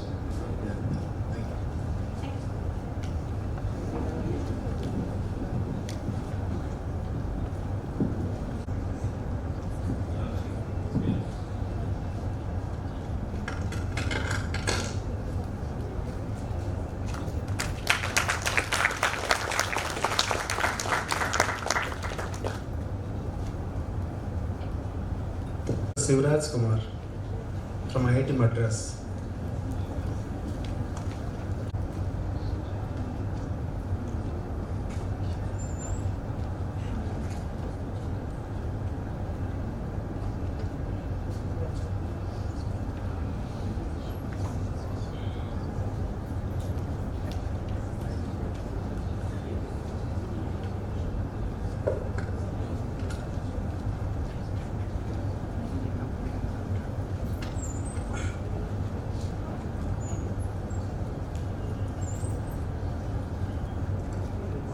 Good evening, everyone. I'm Shivraj from IIT Madras. I would like to talk on debromination of waste printed circuit boards through a zero discharge solar thermal process. As we all know, the electrical and electronic sector is we are using electronic components in every sector, like medical, lighting, and IT sector everywhere. So, and the electronic market is growing at the rate of 9%, finally it will go into the waste after its end of life. So the e-waste generation is there in India. It's in third place. Almost 4,000 metric tons is generated in 2022. And if we look into global e-waste outlook, in 2030 it is expected to generate 82 million tons of e-waste. So why my focus is on PCBs, and why PCB recycling is important. We know they have precious elements and critical elements and others, but here my topic is on not on metallic fraction, not on metallic recycling. My focus is on completely on non-metallic fraction, which is contains 60 to 70% weight percent in the PCBs. So this component, this non-metallic fraction component contains glass fiber cloth, epoxy resin and fillers. These epoxy resins are like brominated one, such as tetrabromobisphenol A and others. So what are these brominated epoxy resins? What are these brominated flame retardants? So these are in the manufacturing of electronic components added deliberately. So we need to, it is essential for fire safety and thermal protection, because we will be working with electronic components over the time, long time. So to avoid the overheating, or if any fire safety, these are important to add. The other side of these brominated flame retardants are because in India we are doing most of them are doing like informal recycling. When we do the open burning, it will, these brominated flame retardants will release into the toxic gases such as dioxins and furans, into the atmosphere. These are carcinogenic and it affects the health and environment. And this brominated epoxy resins are like 10 to 15% in the PCBs. So just brief introduction, literature, existing state of art. There are many researchers has done the metal recovery, but they are like very little focused on this non-metallic fraction, especially on debromination. But like they went with the catalytic pyrolysis and pyrometallurgical processes. The problem is again we need downstreaming process of cleaning of these exhaust gases, which are dioxins and furans. So here in this work, we don't want to go with the pyrometallurgy, and we use the solvothermal pressure process to get this brominated epoxy resin into the solvent, and which works under the lower temperatures and pressures, and it works on the principle of delamination of PCB layers. So this is the process flow. Our starting materials are organic solvent and non-metallic fraction of PCB granules, and it went to the solvothermal process, and then all the epoxy resin will dissolve into the organic solvent. Then we will go with the vacuum filtration. Their solids, which are bromine-free solids, it's called as glass fibers, are separated, and whatever the solvent which is with epoxy resin goes to the vacuum filtration, because we want to close the loop. We want to make the process is circular. So then we, with simple vacuum distillation setup, the solvent is regenerated and feeding back to the process. So whatever left over with the vacuum distillation process is the epoxy resin with the epoxy resin paste, that is again dried and it is useful for the products. There are two products out of this. One is glass fiber, one is epoxy resin. So we have went with some testing up with solvents like organic solvents like THF, DMF and DMSO and NMP. So NMP and DMSO are giving better results, but still the debromination efficiency is less than like 16%. So then we went with the optimization of reaction conditions such as reaction temperature, reaction time and solvent to solvent ratio, and we got like at 190, 200 degrees Celsius, and for 12 hours of reaction time it's giving not more than 35% debromination. Still this is not efficient for the better process. So with this optimized condition, we went with the taking the hydroxides as the catalyst, such as calcium hydroxide, sodium hydroxide and potassium hydroxide are evaluated. Then these hydroxides are giving good debromination efficiency, and out of these potassium hydroxide is giving near total debromination. It's more than 96% debromination. So we have tested with both the solvents like NMP and DMSO, and these are giving better results within at like 130, like 160 to 100 degrees Celsius for both the solvents, and further like to make the optimization of catalyst, that is amount of KOH we are using per gram of PCBs, that is also optimized. It is from 0.3 to 0.6 grams of PC like KOH is giving good debromination. This is simple reaction kinetics with catalyst and without catalyst. With catalyst is almost like 46 times of without catalyst, that is almost 46 times of higher reaction kinetics are observed. And then we went with the scalability, like this is lab scale, so in 250 ml like RB plus, so we went with the 1 gram of PCBs to 15 grams of PCBs, and there is no loss in debromination efficiency. It's more like 96 to 98% there is debromination is achieved. And these are the reaction conditions. After 100 degrees and 2 hours of time, this is all these reactions. So whatever we generated the solvent, that is we have compared with the pure NMP characteristics, and it is matching, and it is same. We got the pure as pure solvent. That pure solvent is again feedback to the system, and we have checked that either any debromination efficiency loss, there is no loss and it is there is no compromise in debromination efficiency in the process. So this is just to get the idea of what exactly the reaction is going on with the brominated epoxy resin.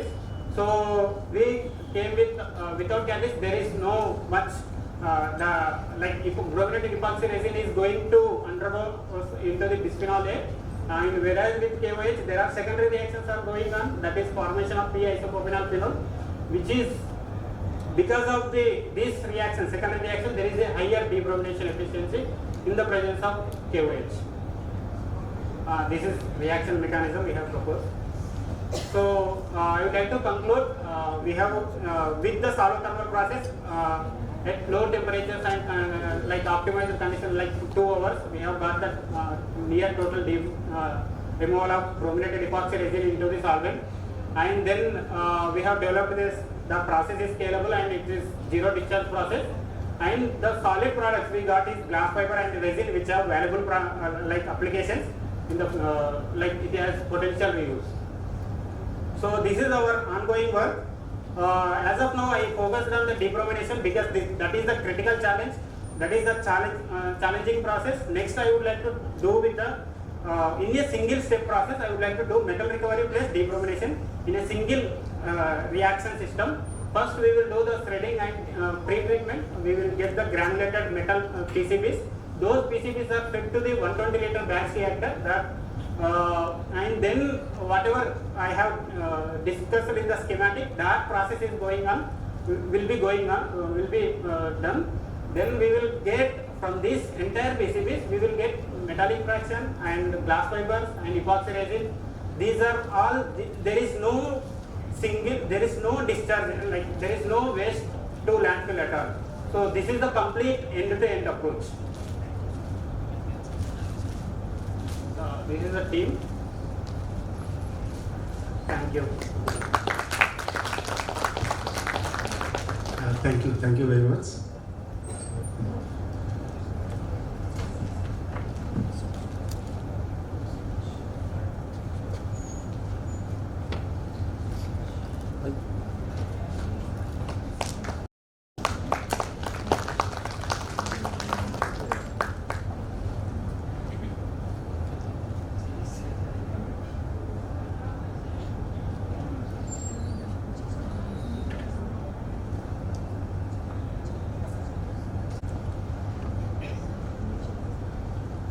Modi from Central Ministry of Jharkhand.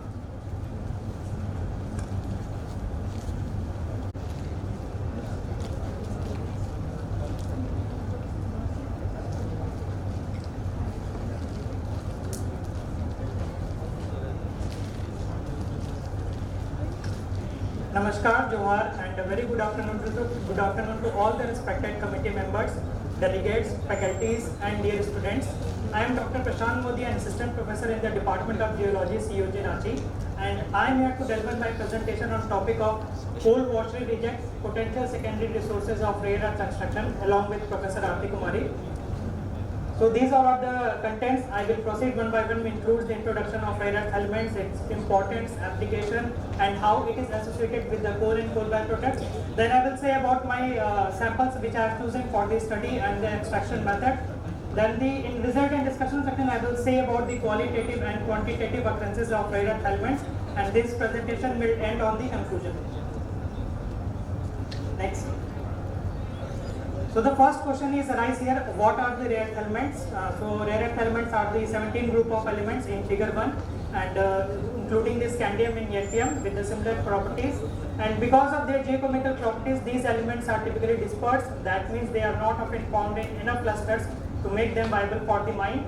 It was the scarcity of these elements that led to being them called as rare earths. And where it is used, we can see here that it is used in the EV vehicles, in the consumer electronics, in the wind turbines, and also in the making of the global smart homes. And obviously, these industries are growing, and the demand, which leads to the eventually demand for the rare earth elements. And apart from the civil application, these elements are also known as the strategic elements due to heavy application for the making of night vision goggles, laser range fighters, guidance system, amplifier, permanent magnet in the steel technology. So it has the very heavy application for the medical equipment, for the parts of aerospace or defense technology, for the green, for the agriculture as a feed additives. Next. So now if we focus at the demand and supply perspective, we can see here in 2015 only 1,20,000 metric tons of ferrous oxide is required, but in 2020 it grows to double, and the demand is exponentially growing, and the particular one nation is dominating regarding the production of the rare earth element. And if we talk about the reserve point of view, we can also see that China is again dominating. After that, the Vietnam, Brazil, Russia, and India is coming at the sixth position. And on reserve point of view, we can see here that India has a 6% of global reserve, which is found on the coastal areas of Kerala and Odisha. And this beach sand is processed or beneficiated for the monazite, which is the primary source of rare earth element. And on the production point of view, we are producing only 1% of global output, and major rare earth element is coming from other countries, that is 95% in 2021 alone. And a similar kind of trend we are seeing in 2022, 23 and 24. And the Indian government also realizes the potential of rare earth element, and so for this, Ministry of Mines set up a joint venture company which is known as the Khanij Videsh India Limited, in short Kabil, with the help of the NARCO, HCL and MECL. The objective of constituting this Kabil is to ensure the supply of these rare earth elements to Indian domestic market. Next. So my research work is circling around the coal and coal byproducts. So first I would like to give what is the coal. So coal is a organosedimentary rock which is combustible, and the state of it is known as the coal seam. And the major elemental constituent in coal is the carbon, hydrogen, nitrogen, oxygen and sulfur.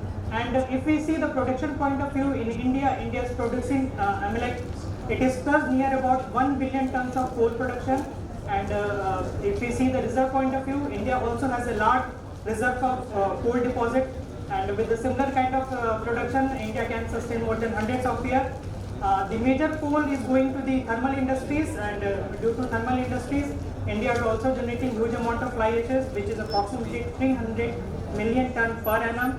And to reduce this fly ash generation, India also has so many coal washes, which is which is generating a product which is waste product, that is coal wash reject samples, which is nothing but inorganic contents.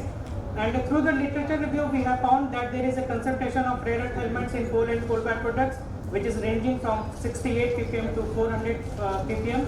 And very limited studies has been carried out regarding the rare earth elements in coal and coal byproducts. So with this view, we have set up two objectives. The first is the characterization of the coal and coal byproducts, and second one, after the characterization, can we extract these elements from the coal and coal byproducts via hydrometallurgical route, because this rare earth element is belong from the lean grade ore, and hydrometallurgical route involves the leaching, purification and the precipitation step. So we have collected so many samples such as subbituminous coal, bituminous coal, shaly coal, rejects, fly ashes, clean coal, coking coal, non-coking coal. We have collected all. Then we have taken the samples and we have characterized mineral identification as well as the qualitative and quantitative occurrences of rare earth element has been done on the lab. And after that we have plotted, fabricated and conducted so many experiments to recover these elements from the coal and coal byproducts. Next. So here we can see that the few minerals such as quartz, polonite, hematite and monazite have been identified in the coal and the coal wash reject samples, and these their peaks were particularly high for the monazite found in the samples. Next. So after that we have sent to the samples for the ICP-MS analysis to get the knowledge about the occurrence of rare earth elements in the different samples. We can see here the coal ash, shaly coal ash, fly ash, feed coal, clean coal, rejects.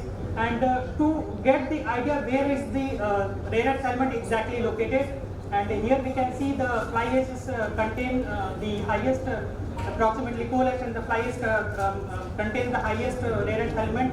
But the problem is that the fly ash is generated on a very high temperature, So whatever the inorganic content is present, it is converted into a different mineral which is known as the mullite. So mullite is a chemical resistant material and it is very difficult to extract the rare earth element from that. And so we have focused our study on the on a waste product which is a coal washed reject samples, which is also high concentration of rare earth element. And plus point is that that the sample is not generated up to that temperature. So that's why we have focused our studies. Next. So this is the individual concentration. We can see here that the cerium is quite high, light rare earth element is particularly high, and we have the probable reason for that. The monazite samples we have identified in the coal washed reject samples, and approximately 450 ppm is identified in the samples. Next. So as I said, we have plotted, fabricated and conducted so many experiments to recover the rare earth elements. So here we can see we have chosen the inorganic acid due to high dissociation constant, and we have constant several parameters such as the solid liquid ratio, leaching time, stirring time, and we have also the concentration is constant. We have only the variation is taken such as the inorganic acid. We have chosen 3 inorganic acid such as sulfuric, nitric and hydrochloric acid. Next. So this is the recovery percentage. We have found that the hydrochloric acid is the most effective to recover the samples from the coal washed rejects, particularly the lighter rare earth element is quite high. It may be reason that it is itself higher in the coal washed reject samples. And we have recovered few elements such as neodymium, which is up to 60% we have recovered, and total we have recovered 48%. And after this, the purification and optimization will also parallelly going on. Next. So now last is our conclusion. So in the coal and coal byproducts, we have identified so many minerals, which is quartz, colonite, hematite, and monazite. We have also found in the coal and coal byproducts, and the range is ranging from 100 to 600 ppm. And it may be a source of rare earth element. We can utilize this extraction, which will make the mining operation profitable parallelly. And we have recovered approximately 48%, and hydrochloric acid we have found most effective. It may be due to that monazite is quite reactive with the hydrochloric acid. So this is all about my conclusion. Next. So I am highly thankful to the FMME department, CRISP team, and as well as the ITSM to giving me this opportunity to show my research work. Thank you very much. Thank you. Now I request Professor Sahu to present a memento to the speaker on behalf of organizing committee.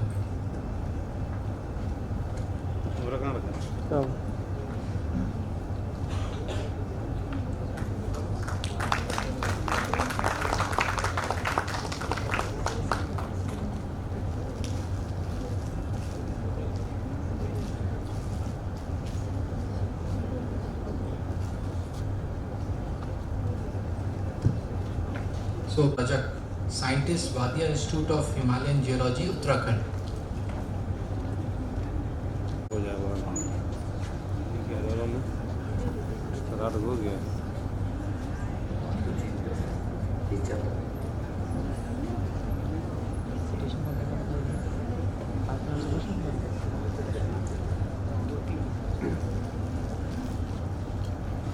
Good evening, sir.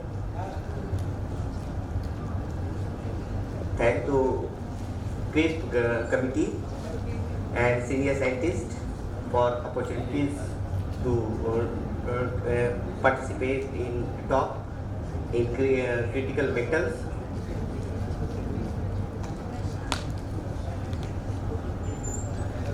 This is my topic: significant occurrence of critical minerals in high S contents in reactors.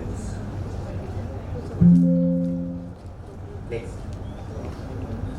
This is the coal distribution in India. Here, this is the tertiary age of coal deposition of Tamil Nadu, Gujarat, Rajasthan, Jammu, and Northeast India. And these black shadows represent the Gondwana coal distribution of India, mainly Madhya Pradesh, Chhattisgarh, Jharkhand, Maharashtra, Andhra. Next. About Indian coal, mainly why Indian coal is important? Because India is dependent on coal for its energy requirement, primarily for electricity generation, and the total reserve about 378.21 billion tons, and 55% of total national energy based on coal based, that is thermal energy, and coal based power plants have contributed more than 74% of Indian total electricity generation over the past decades. India electricity demands continue to increase. This will require continued reliance on coal in the near future because no alternative source, currently no alternative source. In future we already seen after some time.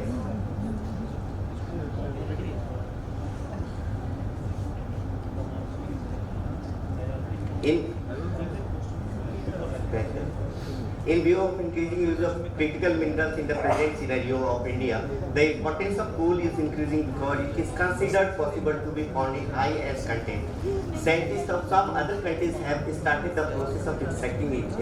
Mainly the country of mainly China, USA, Canada have worked on extracting from it. Next. This is the ash content in Indian coal. Mainly I have taken from one basin of one mine. Teja basin is approximately 21%, and similarly so on. The green color represents the high ash contents in Indian coal, like Rajmahal basin IB, and light green also high, but medium high. We can say medium high ash contents of Indian coal. Next. These are the critical minerals which is present in brownish color, which is present in coal. Next. My case study of Jammu coal deposits. Here, this is the Jammu coal distribution mainly of Mogala, Metka and Kalakot. Next. And the geological formation coal occurs mainly in upper coal measures. Next. This is the sea profile of Jammu coal. Next. Next. In Jammu coal, mainly coal contains having 27.2 as contains in weight percentage value, and the coal quality is high as contains medium to moderate medium volatile matter, and fixed carbon is 82.01. Next. This is the organic component that is present in coal. Next. This is the graphical representation of organic minerals in coal and the carbon minerite. Okay. And the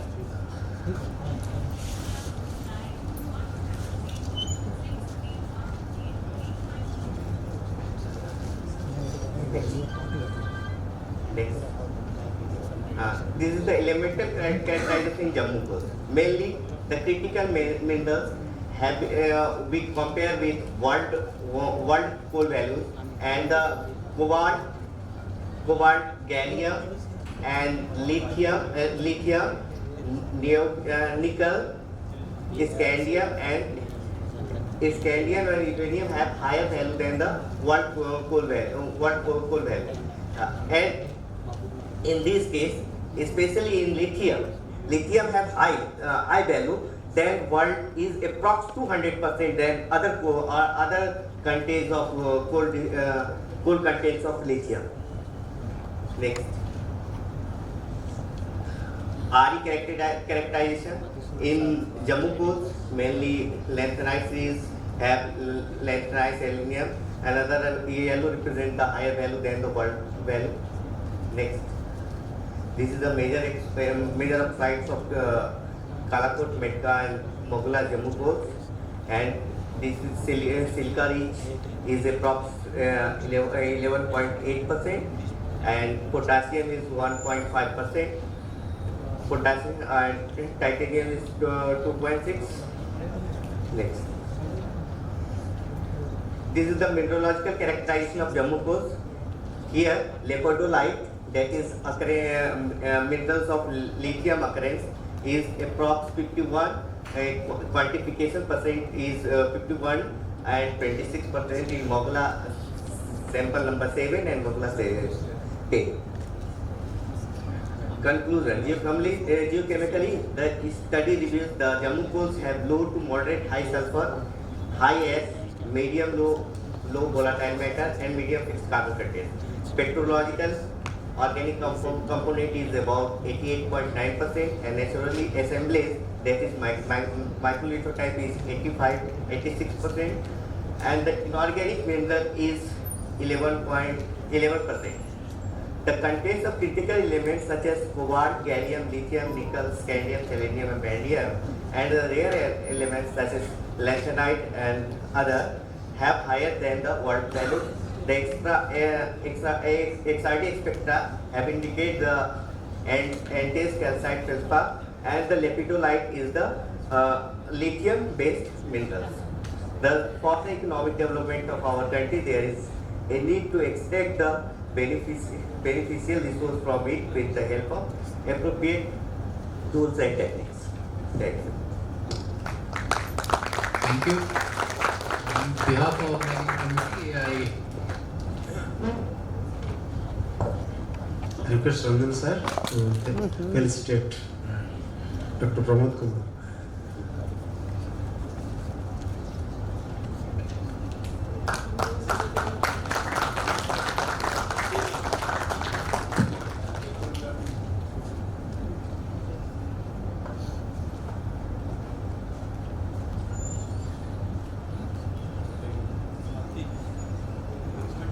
Their wonderful presentation. Now I would like to ask Professor Aarti Kumari to felicitate our chair and co-chair.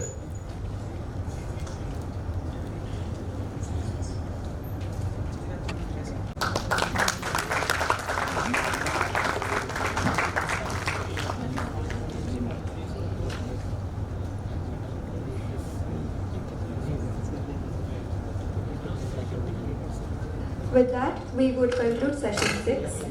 We sincerely thank all the presenters and our chair and co-chair for conducting such an informative session.